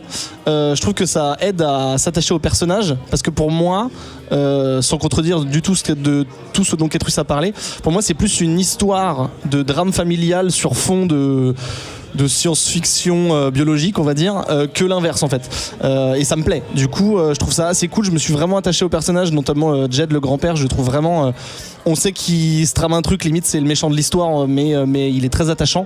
Il y a des persos secondaires qui sont très cool, dont le pasteur par exemple. Enfin voilà, il y a des persos qui sont vraiment super, et j'ai bien aimé ce côté, sans parler de jeu de mots, après c'est une interprétation, mais il y a clairement une critique de la société par rapport à la ville versus la campagne. Il y a les petites gens qui travaillent dans les champs versus les grosses chaînes pharmaceutiques, la corporation, voilà, merci la World Company.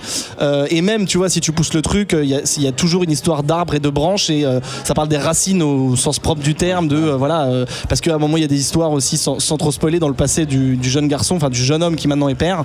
Il y a eu aussi des histoires de racisme et de ce genre de choses.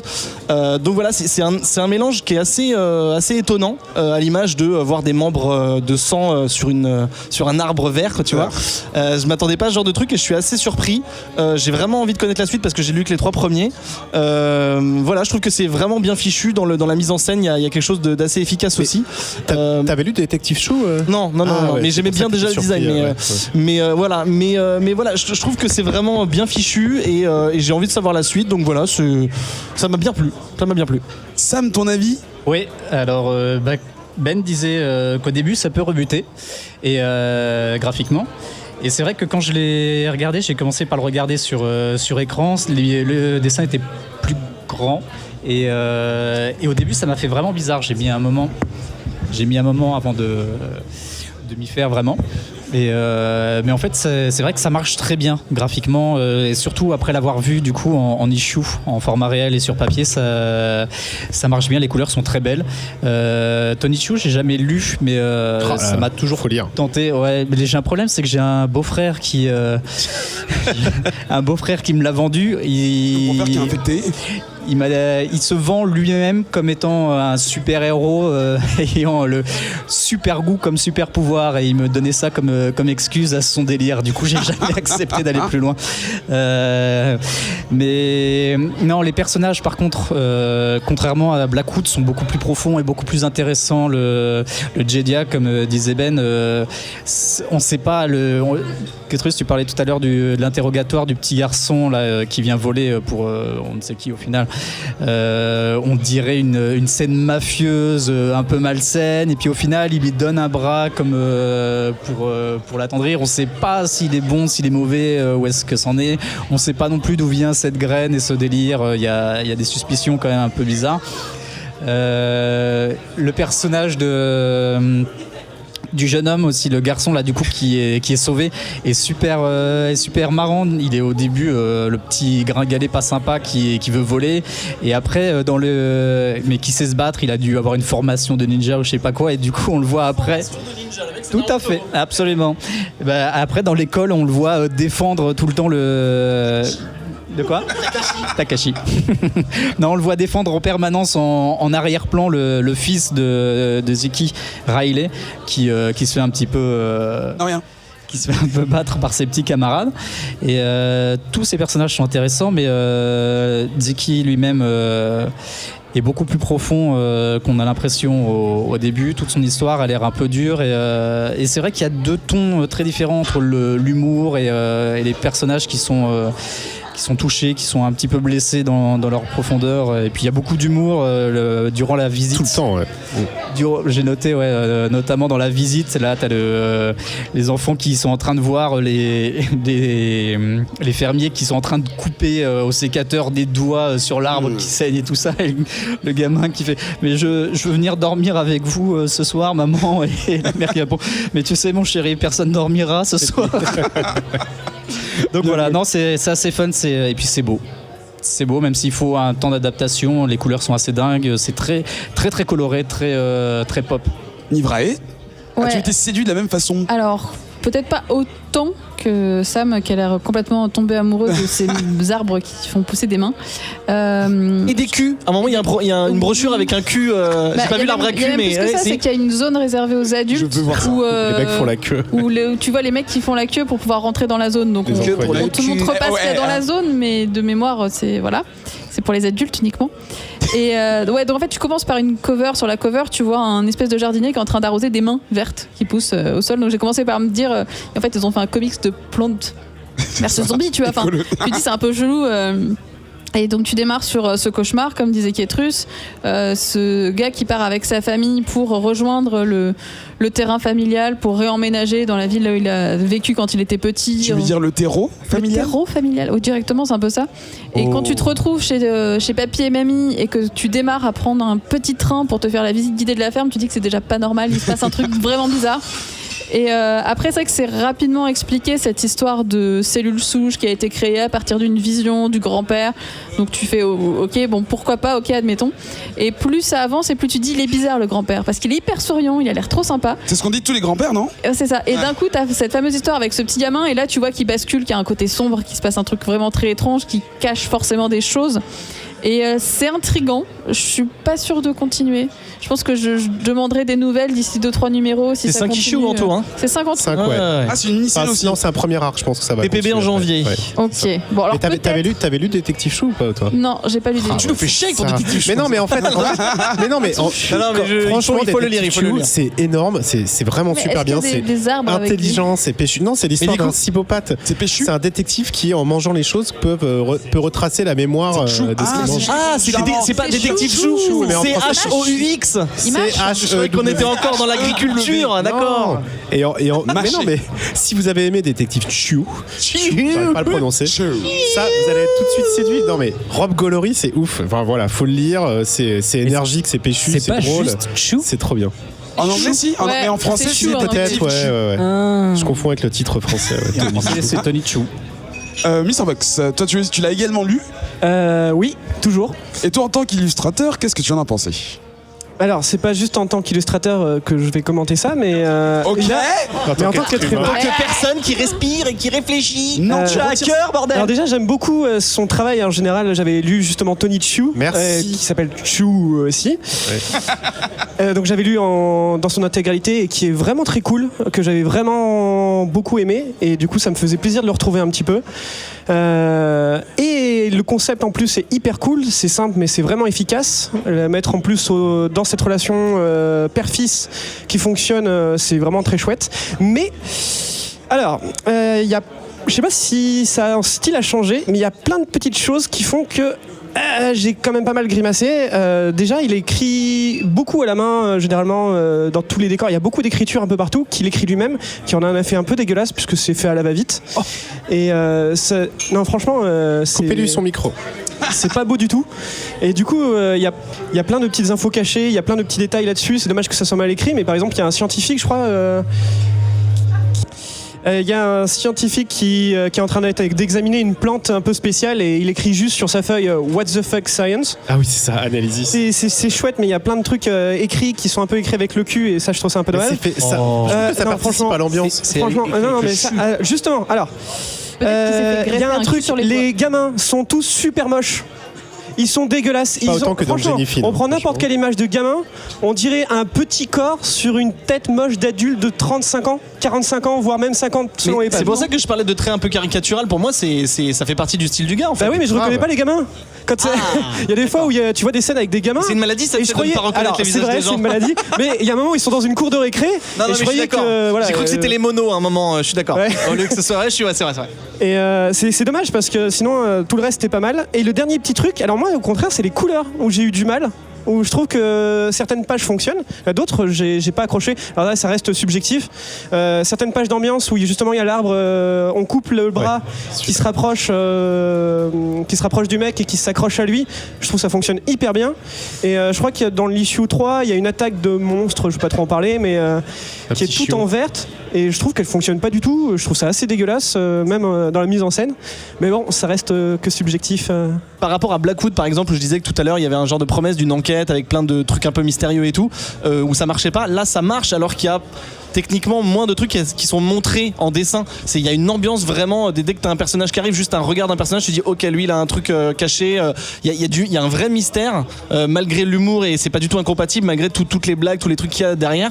Il y a un vrai mystère, on a vraiment envie de savoir ce qui est arrivé dans le passé de Zeke et ce que Jed a sous le manteau, etc. Donc vraiment il y a plusieurs couches, il y a de l'humour, du gore, du fantastique, de l'émotionnel avec la relation père-fils, et aussi un petit mystère de qu'est-ce qui se passe dans cette ville, quoi. Et qui est ce pasteur ? Qui est trop cool. Pasteur, quoi.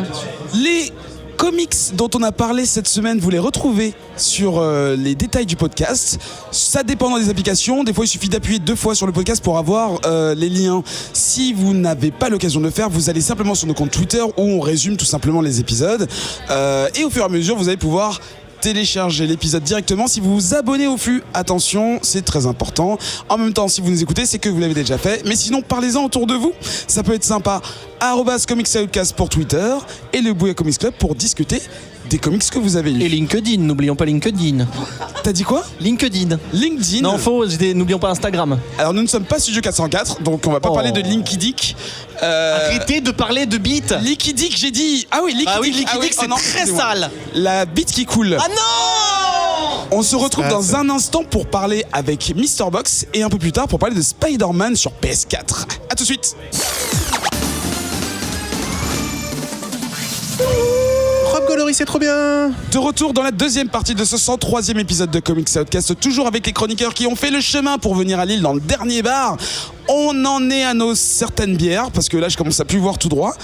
Avec notre invité aujourd'hui, Mr. Box. Mr. Box, vous le connaissez peut-être si vous avez eu l'occasion de lire le comics qu'il nous a illustré il y a quelques mois pour la numéro 100 de l'émission. Co-créé, même, il l'a coécrit. Et il se trouve que, dans l'équipe de Comics Outcast, nous avons réalisé l'histoire. Alors on va revenir un peu sur la genèse de cette histoire. Ça fait un peu autobranlette, mais c'est pas grave. Moi je trouve ça agréable parce que les dessins sont fantastiques. Et on va parler avec l'artiste. Comment ça va déjà ? Salut. Bonjour. On va recommencer l'émission. Non, ça va très bien. Est-ce que tu peux te présenter un petit peu par rapport à justement ce que tu fais en termes d'illustration et comment tu es arrivé à faire ça en fait? Alors pour me présenter, donc je suis MrBox, je suis dessinateur autodidacte, je dessine quelques petites BD, comics et surtout du manga, donc sur des petites maisons d'édition où j'ai bossé en tant qu'assistant aussi pour d'autres auteurs. Ouais. Et comment je suis arrivé là? C'est simple, il y avait l'émission au dernier bar de Lille, il y a à peu près un an d'ailleurs. Oui, je me rappelle très bien. Je vous ai écouté puisque du coup j'avais pas cette culture de la comics et je me suis dit tiens je vais écouter un podcast. Comics Podcast, ça a l'air cool. Le premier podcast sur le comics, d'ailleurs j'en ai écouté d'autres, vous êtes toujours les meilleurs. Allez. Ok, Tu viendras merci. chercher ton chèque à la fin. Ah, yes. Voilà. Il est payé en nature. Et du coup, je vous ai rencontré donc il y a un an et j'ai bien kiffé l'ambiance un peu. On est tous potes, c'est là un peu la famille. Ah, il a l'accent du parrain, le gars. Et pourquoi? La famille. Et du coup, il y a eu un moment où j'ai eu un blanc, j'avais pas de projet en cours, tout s'était terminé et tout. Et je réfléchissais à ce que je faisais, je me faisais chier. Et je me suis fait, mais tiens, j'ai envie de faire une petite histoire, un petit truc, qu'est-ce que je pourrais faire? Et puis du coup j'ai repensé à vous et puis comme je vous écoutais toujours en dessinant, j'ai fait tiens ça va être rigolo. J'ai envoyé un petit mail à Zef, il me semble. À Zef et Adrien et j'en fais écoutez les gars, je sais pas ce que vous foutez, vous faites bientôt à l'émission 100. Si ça vous dit, je peux bricoler un truc assez moche pour la sortie de la 100. Et puis voilà, et au final ils ont fait ouais. Et On n'a pas fait on a fait ouhou. On a fait youpi. Alors c'est vrai. je dois admettre qu'on a fait. Attends, sérieusement? Et ensuite, l'excitation est arrivée, mais c'est vrai que c'était un peu Non mais surprenant. c'est surtout qu'il dit j'ai bricolé 2-3 petits trucs. Nous, mais ça, c'est la modestie. on a vu les pages, on fait C'est la modestie des artistes avec du talent. Ouais, et puis il faut dire je aussi dis ça que parce du que- coup, oui, tu nous avais fait une illustration pour l'émission, je sais plus combien c'était, 87 ou quelque chose comme ça. Il y a un oui, an. et pour T'avais ici, déjà ouais. fait une illustration en fait. Ouais, assez rapide qui est. Oui, c'est parti de là. C'est vrai qu'on a vu ton C'est vrai, style. c'est et vrai. que Je on vous a avais été- déjà dessiné à ce moment-là. En fait, après, le truc, c'est qu'il a proposé ses pages pour l'émission 100 et en demandant conseil, parce qu'en fait, au final, le Son projet. pharmacien. Exactement. Le projet, d'un côté, la team de Comics Outcast a commencé à coucher des idées. MrBox avait les siennes en pensant à ses dessins. Pendant que le projet prenait vie de ces quelques pages avec nous en personnage, moi je cherchais une solution pour l'imprimer pour la 100e et dire voilà, on offre des planches, machin, etc.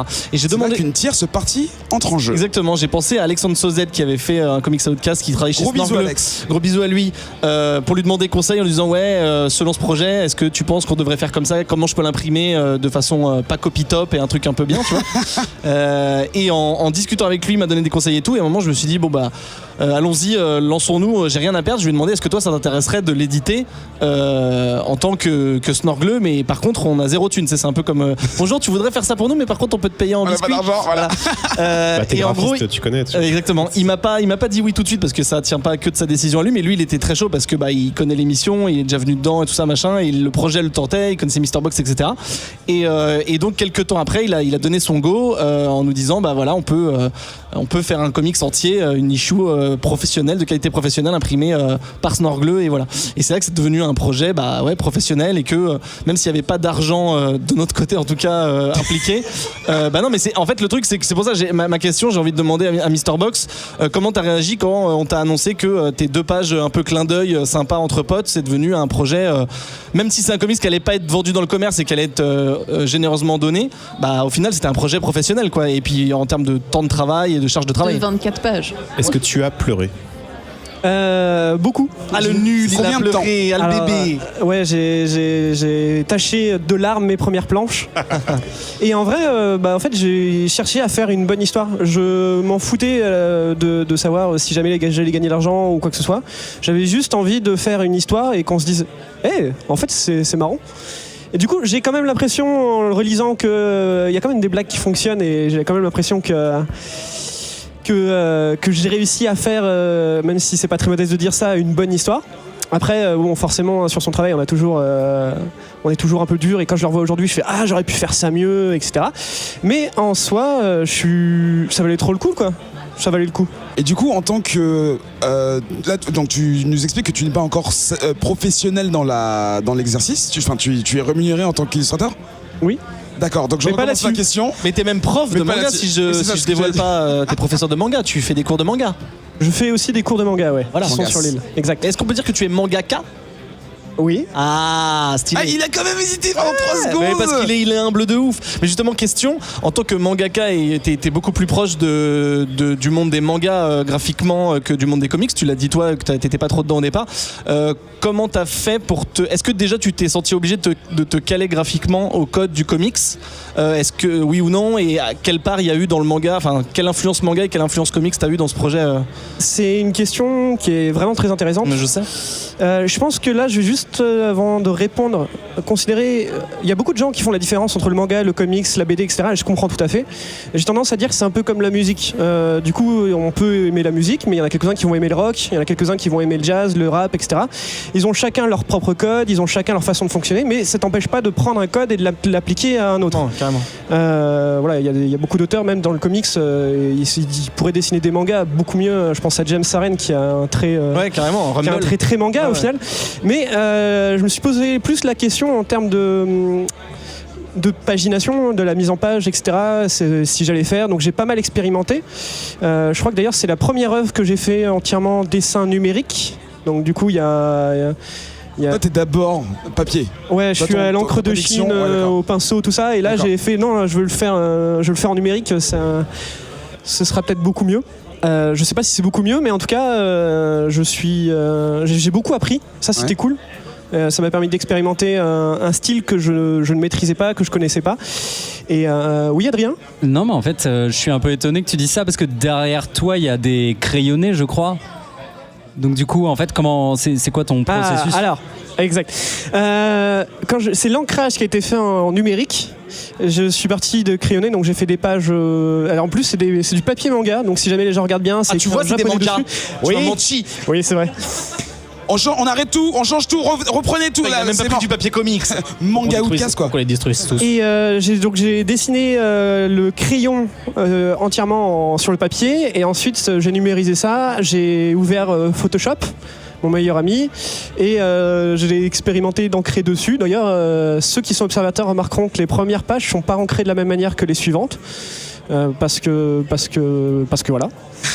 Because reasons. Parce que je me suis rendu compte que voilà, il y avait quand on agrandissait les premières pages, ça pixelisait, et j'ai fait en fait il faut que je change de brush Photoshop.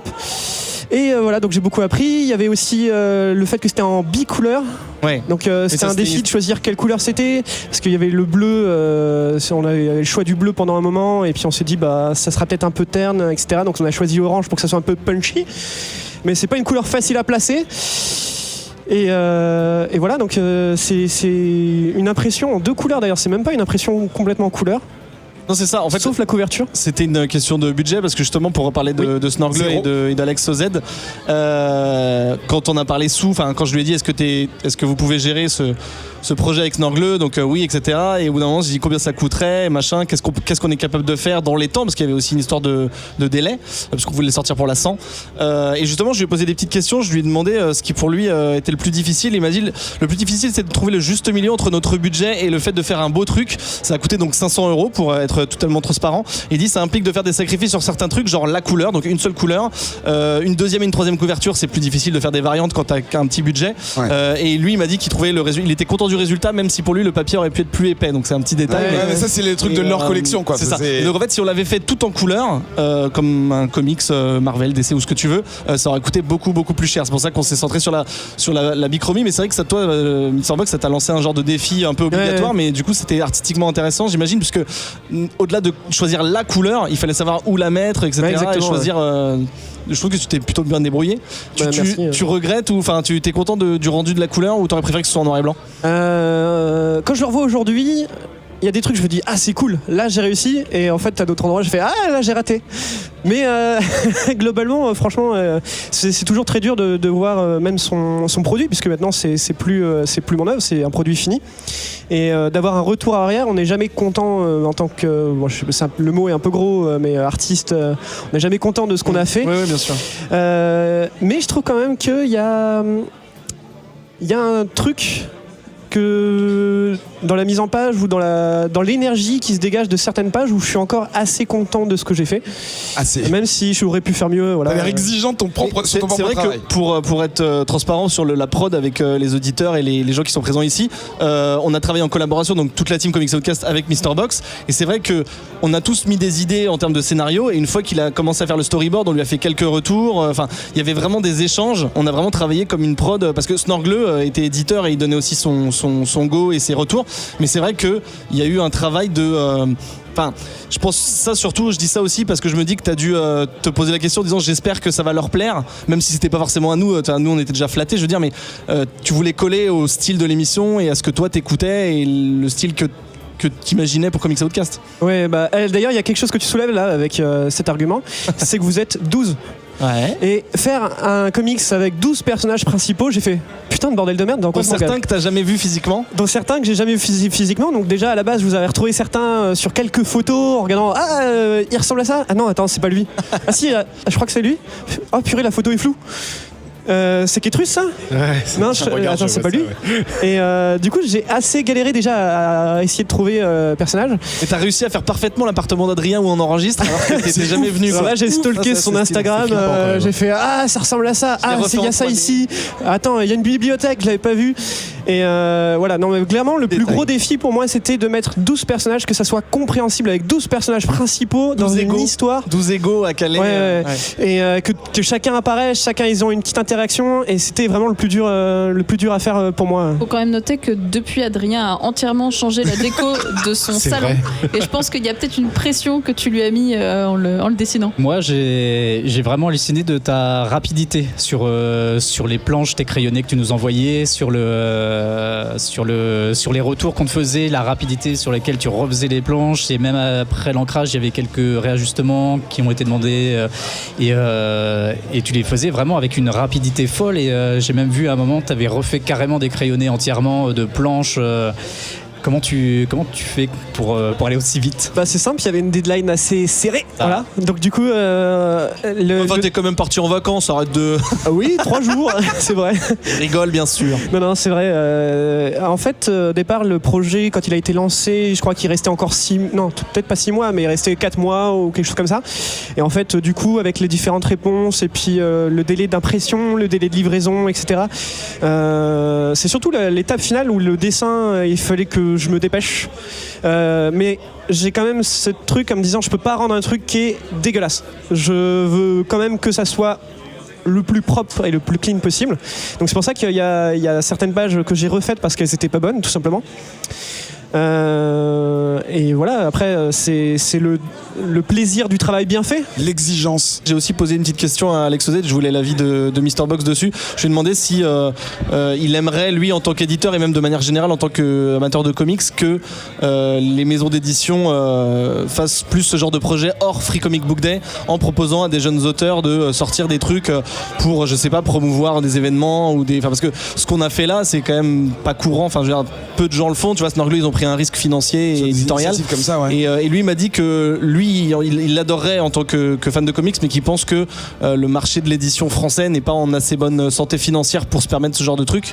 Et je trouve ça un peu dommage. Mais Jeanne, toi, je sais pas si on te repropose le projet, est-ce que tu le referas ou est-ce que là tu me reproposes pas Comics Marvel, Outcast mais... numéro 2? Ouais, voilà, si on retrouve un éditeur, tout ça.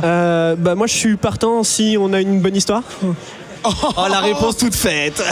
Ouais, je veux bien faire ce film s'il y a un bon scénario, ouais. Alors pour le tome 2 par contre je réclamerai une somme d'argent non négligeable. Non, pour le coup si jamais j'ai déjà pensé à même une suite ou même autre chose, mais c'est vrai qu'il faut voir. Il faut déjà que j'ai une histoire. Si jamais j'ai pas d'histoire, je fais rien. C'est aussi simple que ça. Si jamais j'ai une histoire ou un début d'histoire, oui complètement, je suis partant à 100%. Et du coup, est-ce que cet exercice, si on peut dire, t'a donné envie d'essayer un autre style que le manga, mais peut-être sur d'autres des projets personnels? Complètement. C'est vrai? Parce que je connaissais pas le format. En fait, l'issue, donc c'est quoi? C'est 24 pages, 26 pages? Ouais. 24, ouais. C'est un format sur lequel j'ai jamais forcément travaillé et je trouvais ça vraiment intéressant d'essayer de terminer une histoire complète en si peu de pages. Donc voilà, par exemple, les mecs qui font même 5-6 issues, c'est quand même assez court, même pour eux, même en termes d'histoire et d'ambition scénaristique. Et ça m'a donné envie, en fait, c'est un challenge et ça m'a donné envie de tester d'autres genres, d'autres formats. Il y a plein de trucs que j'ai envie d'essayer. Après, bon, forcément, il y a le temps aussi. Et, tu peux tout faire. Et j'ai pas des blancs tout le temps. Ça t'a un peu ouvert des perspectives en termes de créativité. Tu ne seras peut-être un peu moins axé sur les mangas et tu vas peut-être te diversifier. Voilà, c'est vrai qu'après on fait souvent des clivages justement entre manga, comics, BD franco-belge et je trouve ça dommage parce qu'il y a vraiment une possibilité de faire des mélanges entre le tout, chacun ses avantages, chacun ses inconvénients et il y en a quelques-uns qui réussissent très bien d'ailleurs à s'en affranchir comme de Biggie Bags, tout ça. Justement, j'allais dire que c'est ce qu'il est en train de dire, c'est exactement ce que disait Guillaume Singelin dans la 99 si je dis pas de bêtises, où il disait pourquoi faire des cloisons, on peut mélanger tous les styles puisqu'au final on a tous les mêmes influences pour les gens de notre génération. Donc on peut apprendre les uns des autres en fait. C'est Run qui disait qu'aussi la France était un peu un carrefour des cultures quoi. C'est-à-dire qu'on lit du comics, on lit du manga, beaucoup surtout en France, et on est au cœur de la BD franco-belge. Donc en fait c'est un terreau qui est très propice à ce genre de métissage. Ouais, contrairement aux États-Unis où du coup ils lisent essentiellement du comics et en Japon où ils lisent essentiellement du manga. Ouais. Mais dans les quelques dernières années, j'ai l'impression qu'on a quand même de plus en plus d'échanges à la fois de nationalités, c'est-à-dire qu'on a de plus en plus d'auteurs ou d'illustrateurs asiatiques, coréens, japonais, chinois qui vont aux États-Unis, ou des collaborations, je pense à Monstress par exemple, on a une scénariste chinoise je crois, avec des illustrateurs américains et une histoire justement où les personnages ont des traits qui, si on ne le dit pas, pourrait très bien être dans les deux catégories à la fois. C'est juste le média par lequel ça a été distribué qui donne un peu la couleur, mais en réalité, ça reste une histoire scénarisée en séquence, vendue en série, quoi. Mais t'as eu un Eisner pour ça, hein. Tu dis pardon. Elle a eu un Eisner pour ça. Ouais. J'ai oublié son nom, Marjorie Liu. Et t'as beaucoup de Français aussi qui dessinent du comics. Qui sont vraiment entre deux. Faut peut-être effectivement effacer cette frontière arbitraire pour pouvoir permettre à la création de se diversifier encore plus. Ouais, complètement. D'ailleurs, là-dessus, il y a un truc intéressant, c'est que même par exemple au Japon, là en ce moment, un des mangas qui cartonne, c'est My Hero Academia, qui est un hommage aux comics. Y a, aux États-Unis, il y a des collectifs de l'Attaque des Titans là, qui avaient fait donc différents auteurs de comics qui ont fait un collectif sur l'Attaque des Titans aussi. Et vraiment, non, il y a des trucs à piocher un peu partout. Et il y a des artistes exceptionnels partout. Oui, une anthologie sur l'Attaque des Titans. Ouais. Ah oui, il y a des gros noms du comics qui sont essayés, exact. Ouais. Et voilà, il y a vraiment des artistes de ouf un peu partout sur le monde et qui s'influencent les uns les autres. Et ce qui est dommage, c'est juste encore qu'il y ait ce clivage, en tout cas pour le consommateur, le client, le lecteur, de tiens, je veux un comics, je veux pas d'un manga, je veux une BD, je veux un manga et pas un comics, etc. C'est un changement, une évolution qui va se faire, je pense, sur le long terme. Et c'est vrai que chez les enfants, on a beaucoup de choses qui sont exactement entre les deux, et ça séduit en fait à chaque fois. Est-ce que c'est les enfants ou est-ce que c'est les parents ? Non, parce que alors moi, les parents, j'en parle pas parce qu'en général, ils savent pas vraiment ce que leurs enfants veulent. Tu parles aux enfants et les enfants, ils savent ce qu'ils veulent. Donc c'est à eux que tu parles. Juste pour finir en reparlant du comics, l'objet même, on en a un petit peu encore là en stock, donc du coup on va en faire gagner ce soir, enfin là on en a distribué un petit peu mais on va en faire gagner et il nous en restera pour en faire gagner dans des prochaines émissions sur le Bouillet Comics Club ou autre, donc il reste des exemplaires pour les gens qui étaient dégoûtés de ne pas venir à la 100 et qui avaient peur de louper, il reste des exemplaires, ne vous inquiétez pas. Et on a aussi l'exemplaire en PDF sur comicsoutcast.com. Ouais mais voilà, le numérique c'est moins bien, faut l'objet. Bon, pour ceux qui peuvent pas. Là on va repartir sur le débat numérique contre physique. Du coup, on peut retrouver ton travail quelque part ? Alors oui, vous pouvez aller checker sur Facebook, donc Monsieur Box. Le mec qui regarde sur le comics pour avoir l'adresse de son Facebook. C'est pas cool ça. Il faut faire des blagues. Ça va. C'est vrai. blague, c'est la vérité. Oui, c'est vrai. Voilà, tapez Mr. Box, ça sent sur Facebook, sur Instagram. Vous Twitter. devriez trouver une tête de carton qui sourit. Voilà, c'est moi. C'est le méchant du comics. Et n'hésitez pas, putain. Ah, pardon. n'hésitez pas même à venir me dire ce que vous avez pensé du comics, à me dire si c'est bien, si c'est nul, vos critiques, etc. Tout est. On a entendu, c'est trop bien. Toute critique est bonne à prendre. On a un auditeur pas du tout suspicieux qui apparemment l'a trouvé bien. Après, perso, je trouve que dire c'est nul, c'est pas une critique, mais chacun son. Voilà, ça c'est un Si avis. t'argumentes pas, bon, c'est voilà. Et du coup, de toute façon, une critique constructive. Voilà, vous retrouverez donc les informations, les coordonnées pour retrouver les autres créations de Mr. Box sur les informations de l'émission. Et sinon, venez à sa rencontre donc au dernier bar ou alors à Lille parce qu'apparemment il aime bien boire, c'est ça? Oui, surtout. Tu l'as trop bien vendu. Sous le bus. Surtout au Drick and Draw, un jeudi sur deux, au dernier bar avant la fin du monde à Lille, Ouais. où vous pouvez venir boire et dessiner, ou même si vous ne dessinez pas, venir échanger avec les personnes qui sont là. Je suis souvent là. Il y a plein de bonnes personnes, il y a des personnes d'Ankama, il y a des personnes de ouf qui dessinent très bien. Merci beaucoup à toi, Mr. Box. Merci pour toute cette entreprise d'il y a presque un an. Tout le procédé, bon, on a participé, mais c'est nous le résultat à chaque fois. L'évolution, on l'a suivi vraiment semaine après semaine. Et quand on a vu le résultat final que Ben a reçu les cartons, on était genre, mais enfin, comme à Noël, quoi. C'est genre, bon bah, est-ce qu'on va pouvoir enfin voir le travail? Et ça a été reçu Et en plus un jour avant le lancement, non? Ouais, quasiment. quelques jours, Ouais, c'était une machine totalement huilée. C'était ric-rac, mais ça a plu et nous on est toujours aussi fiers et toujours aussi ravis que tu nous aies proposé ça. Merci encore. Et À bientôt pour l'épisode 2. alors ça c'est lui qui l'a lancé. Tu viens de le dire. Ah, là, il y a Netflix qui veut faire une adaptation déjà là. Fais gaffe parce que c'est pas toujours joli ce qu'on voit là-dessus. Ah, c'est Si on peut le faire sans, on le fera de notre côté. On se retrouve dans quelques instants pour la troisième et dernière partie de cette 103e émission. À tout de suite.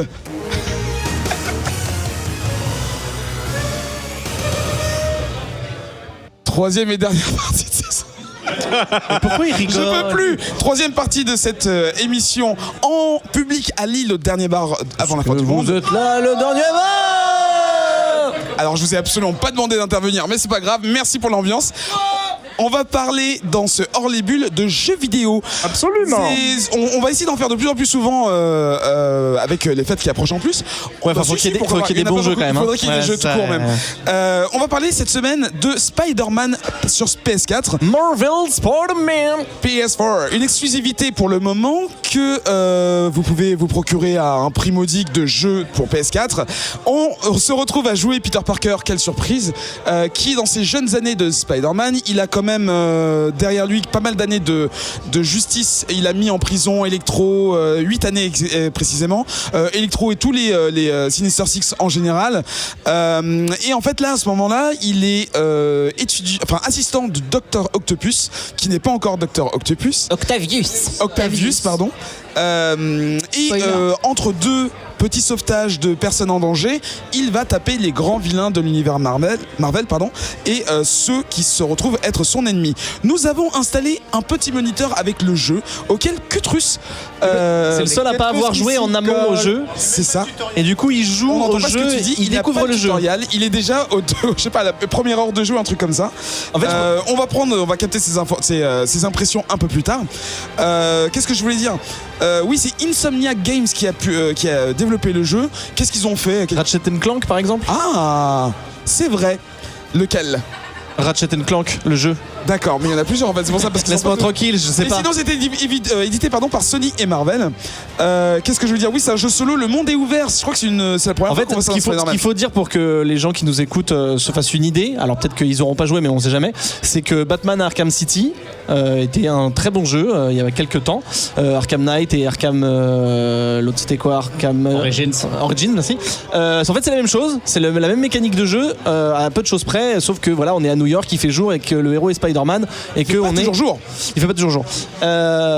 Et que c'est en très grande partie pour ça que c'est un bon jeu. Donc oui, comme tu le dis, c'est un jeu qu'on appelle bac à sable. C'est-à-dire qu'on est Peter Parker ou Spider-Man et on peut se balader dans New York à loisir. New York qui a été donc reconstitué tout à fait stylément. Ce n'est pas un adverbe. Voilà, synthétisé. Voilà.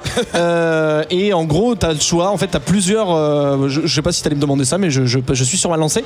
T'as plusieurs types d'amusement. En fait, tu peux soit juste te balader, un peu comme GTA aussi, pour les gens qui pas joué à Batman. Tu peux soit te balader dans New York à pied ou en tissant des toiles d'entre les immeubles. Je vous conseille plutôt de tisser des toiles, c'est plus marrant. Tu peux suivre l'histoire, la quête principale en suivant les points, en disant va à ce point-là et il y a une cinématique qui se déclenche et tu suis l'histoire, notamment avec les persos du comics. Soit tu décides de te balader dans New York et tu peux résoudre des crimes en cours. Ah, Ketrus est en train d'être en galère. Non, le jeu est en train de bugger. Le jeu est en train de bugger. C'est pas grave, il est en galère.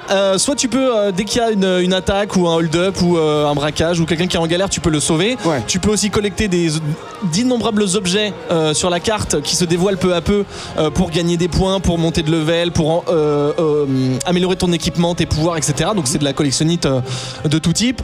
Mais ce qui est cool, Ça marche très bien. Dans le ça jeu. marche très bien en termes techniques purs, mais ce qui est aussi cool, c'est que ils essayent vraiment de coller à l'univers du jeu, notamment sur le fait que Peter Parker est un étudiant en sciences et qui est un génie, quoi. Et du coup, des fois, t'as des épreuves scientifiques. Bon, alors c'est des trucs vraiment vite fait, c'est des casse-têtes, quoi. Mais ils l'ont aimé de façon scientifique pour dire, ok, c'est vrai que Peter Parker, il faisait aussi un peu de science et tout. C'est pas juste de la baston et de monter sur les toits, quoi. Ouais, c'est de la logique niveau CM2. Oui, mais c'est cool qu'ils en aient fait un truc thématisé en sciences, quoi. Ça Oui. évolue au Ouais. fur et à mesure. Hein. C'est simple. Oui, des fois, au c'est début, pas Après, simple, c'est hein. bien 6ème, il faut quand même des fonctions, tout ça, c'est compliqué. Et c'est assez sympa ces petits jeux dans le jeu. Des petits. T'as pas réussi, Eric. Alors franchement, non, c'est facile. Moi, je vais juste dire ce que j'ai pensé. En fait, dès le début, on vous fait vous voyager, taper des adversaires et même combattre un boss. J'aime pas la violence. Et ça vous... En fait, vous êtes obligé de faire ces puzzles. Alors, je crois qu'il y a un bouton pour les skipper. En fait, t'es pas obligé de les faire. Il y en a que t'es obligé de faire pour l'histoire. Mais parce que Ouais, t'es nul en pour les puzzle. Non, mais ça me saoule. En fait, je suis en train de fais jouer à le jeu. Spider-Man. Je suis pas en train de jouer à. C'est ce que je dis. à- Peter au Parker, petit il fait de la science, Mais donc on tu fais en de a la rien science. à faire. T'es Peter C'est un- Parker ou pas C'est un beat 'em all. C'est pas un. Non. C'est un beat 'em all et c'est pas un fly beat 'em over the all. city. Non. Oh. C'est le seul point négatif que. Enfin non, j'en ai deux. Le point négatif, premier, c'est donc les puzzles qui, je pense, cassent un peu le rythme du jeu. Et le second, c'est la caméra. La caméra n'aime pas le personnage et n'aime pas les ennemis. Et du coup. Mais tu peux la bouger. Elle aime pas les murs en fait. Non plus, voilà. Et il y a des moments, en fait, on se retrouve dans des situations où les ennemis viennent littéralement de tous les coins de la zone dans laquelle vous vous trouvez à ce moment-là. Mais la caméra ne vous aide pas à vous orienter vers eux. Alors, c'est peut-être un problème d'assistance dans d'autres jeux où les ennemis, on est toujours loqué sur eux et en fait, on n'a pas de véritable initiative qui permet justement de se cacher d'un ennemi ou au contraire de foncer sur eux. Mais il y a des moments où on est vraiment perdu parce que les ennemis continuent d'être aggro sur vous pour parler comme un gamer. Et vous ne pouvez rien faire parce que tourner ne tourne pas la Parce que caméra. t'es nul. Tourner la caméra ne tourne pas la caméra. C'est vraiment compliqué. Et peut-être que je suis nul aussi. Non, mais sans rien. Non, mais tu vois, tu disais que pour les puzzles, ça casse le rythme. Ah, grave. Je suis d'accord avec toi, seulement si c'est parce que c'est ta manière de jouer. C'est-à-dire que toi, t'as décidé d'être à fond dans l'action, par exemple. Ouais. Et du coup, au moment où t'es obligé de faire un puzzle, ça te fait chier. Je comprends. Mais moi, ce que je trouve bien, justement, c'est que t'es pas obligé d'avoir un rythme imposé. Ouais. Justement, t'as tellement de choses différentes à faire. De l'action, de la balade, on va appeler ça comme ça, des puzzles, de la collecte, plein de trucs. Qu'en fait, tu peux choisir de jouer, genre, bah voilà, j'ai 20 minutes pour jouer, bah je vais juste faire tel type de truc. Et je trouve que du coup, il y a énormément de façons de jouer différentes. N'est-vrai ? Ouais, effectivement, moi j'ai commencé en faisant peut-être 2-3 quêtes de la storyline principale. Et après, dès que j'ai commencé à débloquer des trucs sur la carte pour du collectible, j'ai rushé les collectibles avant de retourner à la mission principale. Ouais. Donc j'ai fait beaucoup de choses avant de m'axer sur la mission principale. Donc j'ai appris, du coup, peut-être c'est pas ce que tu avais fait, Ike, mais j'ai appris à mieux combattre, à mieux voler avant d'arriver à la vraie mission principale. Alors par contre, effectivement, comme tu dis, il y a des petits soucis de caméra et j'ai trouvé surtout dans des combats, dans des ruelles, quand tu es entre deux murs, il y a des moments où en fait la caméra arrive pas à comprendre comment est-ce qu'elle peut te montrer les ennemis et du coup ça devient très bizarre, tu te retrouves à viser des gens derrière toi alors que tu es face au mur, c'est un petit peu étrange. Mais sinon je prends un plaisir mais juste fou rien qu'à se balader en fait entre les buildings. Oui. Au début tu lances le jeu, tu es là, tu te balades de jour et tu te dis ah c'est fantastique et tout. À un moment le jeu bascule de nuit et tu te dis mais c'est encore mieux et c'est magnifique. Est-ce qu'on peut avoir l'avis de Ketrus qui est en train de galérer dans un puzzle pour un enfant de 2 ans? S'il te plaît, Ketrus, micro peut-être. Ah oui, non, on peut pas. Parce que tu as ce système également trop court, que là. tu as dans le Batman Arkham Knight pour débloquer, décrypter les. C'est des sinusoïdes. C'est des sinusoïdes qu'il faut gérer avec les deux joysticks. J'ai tout déchiré là. Ah ouais, c'est bien. T'en as encore à peu près 12 à faire pareil. Hein. Et ces tours que tu décryptes permettent de. Mais on peut se faire friter à un moment apparaître donné des ou choses comment sur, ça se passe sur la map. Bah là, du coup, vu que tu as débloqué la tour, Ketrus, tu vas pouvoir. Descendre dans la voir rue et résoudre des crimes. Tu vas être branché sur la radio de la police et résoudre les crimes. Tu vas pouvoir Voilà. voir les sacs à dos. Là t'as un Alors, ce qu'il faut crime à savoir, c'est que 123 mètres les de toi. petites choses qui a récupéré un peu partout, toutes les missions annexes, te permettent de récupérer récupérer des jetons de types différents qui te permettent de débloquer des choses différentes après, notamment des améliorations de tenue, des tenues, des voilà, costumes, des gadgets et des types d'attaques. Et ça aide pas mal. Et je trouve que c'est pas désagréable à faire parce que tu te balades avec plaisir dans la ville. C'est ça. Et tu vas, je vais aller par ici, par là, et puis tu récupères 2-3 trucs à droite, à gauche sur ton chemin sans que ça te sorte du jeu. Et du coup, tu évolues progressivement. Mais c'est quoi l'impression de Ketrus? Je voulais juste son impression, il vient juste de commencer à jouer. Ketrus, c'est quoi tes premières impressions? Il est en plein combat là. Il est en train de se faire bastonner la gueule. Un truc qu'on n'a pas dit. Un truc qu'on n'a pas dit, c'est que le jeu, moi, je le trouve très très beau. Je le trouve vraiment bien fichu. Et en fait, ce qui est assez cool, c'est qu'ils ont visuellement et même dans l'histoire, ils ont vraiment bourré le jeu de clins d'œil, de références aux comics. Bon, ça aurait été con de pas le faire, mais voilà, que ce soit, ça part d'une storyline où genre tu vas battre un ennemi, un dialogue clin d'œil, une action, enfin un cadrage clin d'œil, etc. À des petits trucs dans le fond. Il y a même un certain caméo que vous connaissez d'un personnage connu. Enfin, voilà. C'est bourré de clins d'œil et pour les amoureux du comics ou même qui connaissent le perso, c'est vraiment génial. Alors justement, c'est pas du tout le premier jeu Spider-Man qu'on a sur les consoles, ça fait très longtemps. Oui. Par contre, tu parlais de clin d'œil et compagnie. En termes de continuité. Par rapport au MCU, par rapport aux comics, c'est quelque chose de totalement hybride ou il est pas canon avec le MCU, mais tu as quand même le costume du film à débloquer. Mais je pense que c'est purement marketing. Oui, d'accord, ouais. En fait, c'est pas juste. En plus, visuellement, il ressemble pas du tout à Tom Holland parce que les visages sont bizarrement assez bien fait, limite flippant, genre une canivalet, tu vois. Ouais. Et il ressemble pas du tout à Tom Holland. Tante May, c'est pas du tout Marissa Tomei. Du coup, on n'est pas du tout sur la même timeline. Par contre, attends, tu dis qu'elle ressemble pas à Marissa Tomei, mais je trouve qu'il ressemble au à Annie couple Cordy. de... Oh, ta gueule. Il ressemble au couple de Amazing Spider-Man, en fait. Sally Field et... ça peut être calé sur un autre Spider-Man. Ouais. D'ailleurs, la voix française, c'est la voix qui double le Spider-Man de Amazing Spider-Man. donc de l'ancien là. Là en l'occurrence, rien n'indique que c'est canon avec la timeline du MCU ou des comics actuels. Non, à la façon des Arkham, de toute la suite Arkham. Oui, c'est ça, en fait, c'était un Batman autre. Un univers autre, quoi. Ouais. Donc on a parlé rapidement de la voix française, et ce qui est vraiment bien, c'est qu'ils ont adapté et vraiment localisé en français. C'est-à-dire que Spider-Man va balancer des vannes françaises. Est-ce qu'il va parler de Louane, de chanteuse de merde? Il va faire il va balancer des expressions un peu à la con, mais des trucs que tu pourrais avoir, Jean-Max, genre tiré genre du Camelot ou des trucs comme ça. Ah ouais. Il a des. C'est pas faux. Il a vraiment des expressions. T'es là, tu dis mais il a vraiment dit ça. Et c'est du coup une localisation qui est plutôt très bien faite et il est hyper agréable à jouer en français. Ouais. C'est vraiment surprenant. Donc une bonne team d'adaptation, pas même pas de traduction. Je vais peut-être dire une bêtise, mais j'ai l'impression que les grosses productions jeux vidéo sont assez bien doublées en général. Enfin, il y a un taf. Tu vois, je pense à même Batman, même Uncharted ou les trucs comme ça, Assassin's Creed. C'est plutôt en général plutôt bien doublé. Donc, comme c'est des gros éléments pop culture, si tu rates une adaptation, c'est vraiment foutu. C'est pas comme une série où pour le coup tu peux peut-être te rattraper sur le futur. Là, tu sors un produit, t'as ton script, il faut pas que tu te rates. Sam, pardon. Ouais, on parlait de la beauté des décors et du visuel. Les animations sont également super ouf, super bien travaillées. Quand tu te balances d'immeuble en immeuble, c'est super chouette, mais t'as même des animations spéciales quand tu passes dans les escaliers de service à toute vitesse, tu passes sous un château d'eau ou quoi que ce soit. Mais même pendant les combats, c'est assez dingue. J'ai sauvé une meuf à doudoune, c'est bon. Mais même ce qu'on appelle les QTE qui permettent au moment opportun d'appuyer sur le bouton indiqué. C'est assez, tu vois, notamment quand tu poursuis des méchants en voiture, tu les arrêtes. Il y a différents scénarios, enfin différentes séquences de façon d'arrêter une voiture. En fait, et vraiment c'est calqué. Ils profitent vraiment du physique de Spider-Man et il y a des poses iconiques. Et je voulais dire que ils se sont marrés un peu à surfer sur l'ère moderne des réseaux sociaux et tout. Tu vois, quand tu fais pause, tu vois les tweets à Spider-Man et tout, etc. Ou même juste t'as une fonction selfie pour prendre des photos. Ouais. Et sur les réseaux sociaux, donc dans la vraie vie chez nous, tu vois qu'il y a des gens qui proposent genre des roadmaps pour faire les meilleures photos à New York, les meilleurs selfies avec le meilleur costume et tout. Guide, je trouve ça super, quoi. C'est hyper méta, c'est vachement bien. Et au fur et à mesure que tu progresses dans le jeu, t'as Jeremiah Johnson qui a son podcast et qui balance des saloperies. C'est excellent. Ouais, exactement. En fait, ça réagit à chaque action que tu vas débloquer. Tu vas avoir le Daily Bugle qui va se mettre à jour. Tu vas avoir effectivement Jeremiah Johnson où il va animer son émission. Dès que tu fais même un truc, genre c'est limite si tu fais genre une mini action, t'as chopé un pigeon et tout de suite tu vas avoir un podcast immédiatement. Et c'est aussi, pour moi, le jeu, il est vraiment évolutif. C'est-à-dire que la ville va évoluer tout le long de l'histoire. Tu vas la voir se transformer en fonction de ce qui s'est passé dans l'histoire. Et tu vas aussi avoir tes combats qui évoluent. Là, j'ai repris la manette tout à l'heure pour jouer. Et je me suis rendu compte que les premiers combats sont assez fous parce qu'ils sont très simples. C'est-à-dire que tu as 3 boutons. Et en fait, plus tu avances dans le jeu, plus tu débloques des choses, plus tu deviens un combattant de fou. Tu vas grimper sur les murs, courir, refaire des... Enfin, tu fais des combos que au début, ils existaient même pas, quoi. Ouais.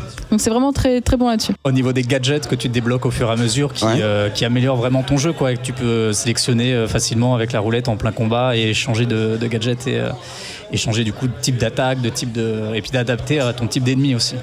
Adrien ? Oui, bonjour, Adrien Larosé. Bonjour, Adrien Larosé. J'ai 2 questions. Allez, 3 questions. Déjà, Hélène a dit choper un pigeon, donc déjà, qu'est-ce que c'est que ce jeu ? Deuxième question, vous avez dit que c'était très beau. J'aimerais savoir, puisque je le regarde et je le trouve également très beau, je n'ai pas de PlayStation. Dois-je investir dans une PlayStation ou une PlayStation Pro ? Alors, troisième question, y a-t-il un mode online ? Je la pose comme ça parce que c'est vraiment une question de connard. Je pense que tu ne peux pas... Enfin, tu peux jouer sans être connecté. Ah oui, complètement. Il y a pas de... Rien ne t'oblige à être online. Ouais. Pour la PS Pro, je suis pas assez ouf pour dire ça, mais je pense que ça sera mieux sur PS Pro, non ? Ouais, j'ai vu des vidéos... Moi, je joue sur PS4 Pro, écran 4K, OLED, je ne sais pas quoi. Ça en jette très sérieusement. Alors, le souci reste que si tu joues à côté de ta PS4 Pro, tu ne peux pas t'empêcher de l'entendre ventiler. Ouais. Donc, faut jouer un petit peu plus loin. Quand tu as un écran en 4K, tu peux te permettre de te reculer de l'écran. De toute façon, quand tu as un écran 4K et une PS4 Pro, tu as un appartement de 100 mètres carrés, donc c'est bon. Non, à peu près, ouais. Donc non, c'est vraiment canon. Et ce qui est aussi très important à voir, c'est un bon système de son, parce que la musique est excellente, les bruitages, tout ce qui est autour, c'est vraiment très bon. Donc il faut vraiment, genre avec une bonne installation chez toi, tu peux vraiment profiter à fond. Et je pense à ce pauvre Ketrus qui joue sur un écran tout pourri, sans son. Ça doit être très compliqué. Ouais, le son est super important dans le jeu. Et du coup, pour les pigeons, il y a des pigeons à New York, voilà. Il y a des pigeons à New York et il se trouve qu'il y a peut-être une mission liée à de l'attrapage de pigeons. Voilà. Mais juste un détail pour conclure, si vous pouvez aller aussi haut que les immeubles vous permettent de monter grâce aux toiles, si vous tombez de haut, vous ne pouvez pas ni perdre de HP, ni mourir. Ça, c'est assez bizarre. Vous faites un super hero landing. En même temps, je pense que tu jettes une araignée du haut d'un immeuble, elle meurt pas. Hein. Alors, parce qu'elle est trop légère. Super hero landing. Bah oui, mais lui, c'est un humain. C'est Spider-Man. Super hero landing, c'est pas tout le temps vrai. Des fois, je tombe juste normal et il m'arrive rien. Et tu mets pas de poing sur le sol avec ton genou. C'est vrai que ça m'a surpris au départ et c'est vrai que c'est un peu trop facile au final. Par contre, tu fais tomber les gens autour de toi. Mais tu ne peux pas tuer la population dans les rues. Donc c'est pas comme GTA. Tu n'y arrives pas. Non, mais tu peux leur faire des checks. Oui, tu peux faire des checks aux gens dans la rue. Tu peux que donner de l'amour. Moi, une fois, je suis tombé dans le métro. J'ai fait un super hero landing. J'ai pas fait mal. J'ai pas fait mal. Tu peux prendre le métro d'ailleurs. Petit tips, si tu veux aller d'un point à tu peux prendre le métro. Je voulais ajouter une dernière chose. C'était sur. Oui, je trouve que il y a. Alors, première chose, c'est un petit défaut. Le dernier Assassin's Creed auquel j'ai joué, c'était le 3. Et je trouve qu'il y a quand même beaucoup d'éléments qui sont. Je sais que c'est le côté collectionniste et aller sur une tour pour découvrir sa zone. Bon, voilà. C'est sympa, mais au bout d'un moment, c'est bien un peu répétitif. Et deuxième chose que j'adore, c'est les transitions entre les scènes, enfin les cinématiques et le gameplay, les vraies scènes de jeu qui sont tu les vois pas en fait. C'est bon, tu te dis mince, il y a 5 ennemis devant moi, on est en train de les voir en train de m'agresser, tu les vois parler et au bout d'un moment en fait la manette est à toi, enfin le jeu est à toi en fait, c'est genre à toi de jouer. Et j'adore ce côté comme les QTE dont tu parlais où en fait il faut toujours être sur le qui-vive parce que une cinématique peut s'interrompre n'importe quand pour te redonner la main. Ça je trouve ça sympa. Non mais c'est cool. Et en plus il y a plusieurs façons de jouer. Enfin tu sais, on parlait de la baston et tout, et juste même dans l'action et dans les possibilités de résoudre une difficulté, genre des ennemis qu'il faut battre. Tu peux soit y aller en bourrin et y aller vraiment avec tous tes gadgets et tout. Tu peux aussi y aller en mode un peu je cherchais le mot un peu à la Metal Gear, espionnage. Tu vois, en mode espionnage où tu fais pas de bruit, tu prends le costume qui fait pas de bruit, tu lances une truc. Enfin voilà, tu peux vraiment jouer. Moi j'ai joué à peu près une dizaine d'heures et je me suis jamais ennuyé. Il y a toujours eu des trucs à faire de façon différente et la collectionniste dont tu parles, je peux comprendre que ça te fait chier, mais j'ai l'impression que ça fait pas chier. C'est juste que je trouve que c'est pas très original. Ouais, mais en même temps, ça t'énerve parce qu'une fois que t'en as eu un ou deux, tu veux les autres et tu t'es piégé. Non. Si. C'est moi, un méchant connard. On va demander son avis à Ketrus qui vient de lâcher la manette enfin. Ouais, malheureusement. Ah, le mec est déjà drogué. Mais pourquoi malheureusement? Qu'est-ce qui t'a plu là-dedans? Bah c'est cool, tu joues Spider-Man, Tu peux pas parler comme un adolescent et définir ce que tu définis par C'est cool. mortel, non, c'est typique de jeu en open world, enfin à la Gotham, mais tu joues Spider-Man et c'est trop stylé. Tu sais, tu te rappelles quand, je sais plus quel film de Spider-Man, à la fin de quel film de Spider-Man, t'as eu... 19, c'est vrai. Non, mais dans les 3 premiers, et à la fin, t'as ce que tu vois, ce que pourrait donner le prochain en termes d'effets spéciaux, et quand il se balade dans New York, machin, D'accord. et tu fais putain, c'est trop fort. Et j'ai envie dans de chaque faire film ça, en quoi. fait. Non, mais je me rappelle d'un où c'était vraiment la fin, tu te dis putain, c'est ça l'avenir et c'est génial. Et là, en fait, c'est ce qu'on peut faire, mais en jeu vidéo. Et c'est d'enfer, quoi. Donc là, t'as le sourire aux lèvres. Ouais, là. j'ai le sourire aux lèvres, ouais. Et j'ai envie de continuer. Après les combats, là, j'ai trouvé ça moyen, mais en même temps, j'ai pas de gadget. J'avais pas de gadget, c'est juste le début, quoi. Ouais. Mais ouais, grave. On peut arrêter l'émission et continuer là, parce que. Bah, nous, on va bientôt arrêter l'émission et on va continuer. On va jouer à 12 au jeu. Sam, Juste pour revenir sur ce que disait Ketrus sur le fait qu'au début il a pas encore débloqué de tous les combos et tout ça, c'est assez malin je trouve, parce qu'au début t'as tellement, en fait tu peux faire tellement de choses avec ce Spider-Man, c'est bien qu'au début t'aies peu de choses pour découvrir progressivement tout et puis pour apprendre à le maîtriser, Oui, puis maîtriser toutes c'est ces la jeunesse. toutes ces actions quoi. C'est la jeunesse de Peter, donc c'est un peu à l'image d'un nouveau Spider-Man qui évolue en fait. Bah non, parce que Bah, du si. coup c'est pas une jeunesse, et ça si, c'est il est un jeune, des là, quand points même. forts que il a 23 ans, ça fait 8 ans qu'il a le costume. On n'est pas sur une origin story, et c'est Ouais, ça que j'ai trouvé aussi très Ouais, mais alors agréable. du coup, Octopus, ça arrive vachement tard. Octopus arrive oui assez Ah, tard. d'accord, ok. quelque chose pour conclure, Ketrus. Bah, s'ils ont pas de PS4, ça coûte cher, mais il faut jouer. Il faut jouer, sinon on va trouver vous un pote sympa qui vous prête des jeux. Merci Ben pour Dark Souls. C'est la fin de cette émission. Oh, il avait le doigt dessus. Et c'est le moment où on va faire des remerciements pendant 10 minutes. On remercie naturellement le dernier bar de Ouais, nous avoir merci, le invités dernier et accueillis et de hoster le vernissage de Mr. Box. On va dire merci également à Adrien pour la réal. Merci Adrien. Écoutez, c'était avec plaisir. Et je remercie aussi le dernier bar pour tout ce qu'ils nous ont apporté pour la sono. Merci beaucoup, ça nous a beaucoup dépanné.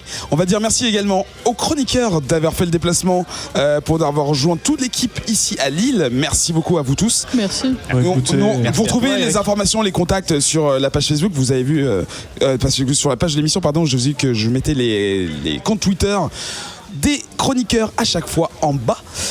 On va dire également merci à Mr. Wax. Merci. Tu voulais que je donne des détails? Non, juste merci pour le comics, d'être là également, pour l'organisation des Drink and Draw pour les dessinateurs amateurs. Merci pour ce que tu fais et merci d'être là. Bah, merci à vous de m'avoir Merci d'être accueilli, les gars. toi. Merci d'être Merci toi. toi. Merci beaucoup. Merci également à Snorgle Comics. Oui, on leur fait naturellement, plein de bisous. qui sont, Merci beaucoup. Il avait très envie de venir, mais il n'a pas pu. En même temps, il n'est pas là, il n'ont peut dire pas ce pu. qu'il veut, mais. Ouais, mais on leur fait des Mais bisous vous pouvez les parce qu'ils sont remercier en achetant tous leurs livres. cool. C'est ça. Et ils seront là à Paris Comic Con si vous voulez aller les voir. Donc voilà. Qui sont non seulement pas chers et de très bonne facture. Voilà, il y dont a le très plein bon d'œuvres de Baby Tiff, qualité. On a Il chroniqué. y a ensemble, Baby les- Tiff, Voilà. il y On a n'a aucune part dans leur- Animosity. Animosity, ouais. Il y en a plein d'autres, il y en a des millions, ils sont tous de qualité. de qualité. Birthright. Également, bien sûr, merci à tous les auditeurs qui ont fait le déplacement pour venir nous écouter ce soir. Merci à vous tous. Merci, vous êtes très bien. Super. Et qu'est-ce que j'ai d'autre à dire, les visiteurs, gna gna gna. Ah oui, et un bonus spécial, un gros bisou à Julien et Cindy. Voilà, c'est tout. Mes amis. Voilà. On Le mec se a retrouve. 2 amis, quoi. Non, mais c'est tout. On va se retrouver, nous, dans 2 semaines, d'ici le 26 octobre. Putain, c'est dans longtemps. À 11h le vendredi, directement sur votre plateforme de podcast préférée. Pensez à vous abonner, j'arrête pas de le répéter. Récupérez cet épisode là où vous chopez tous vos podcasts. Retrouvez toutes les informations concernant cet épisode sur les détails de l'émission. Est-ce qu'on n'irait pas boire? Ouais. À bientôt. Oui, alors. Bye. À plus.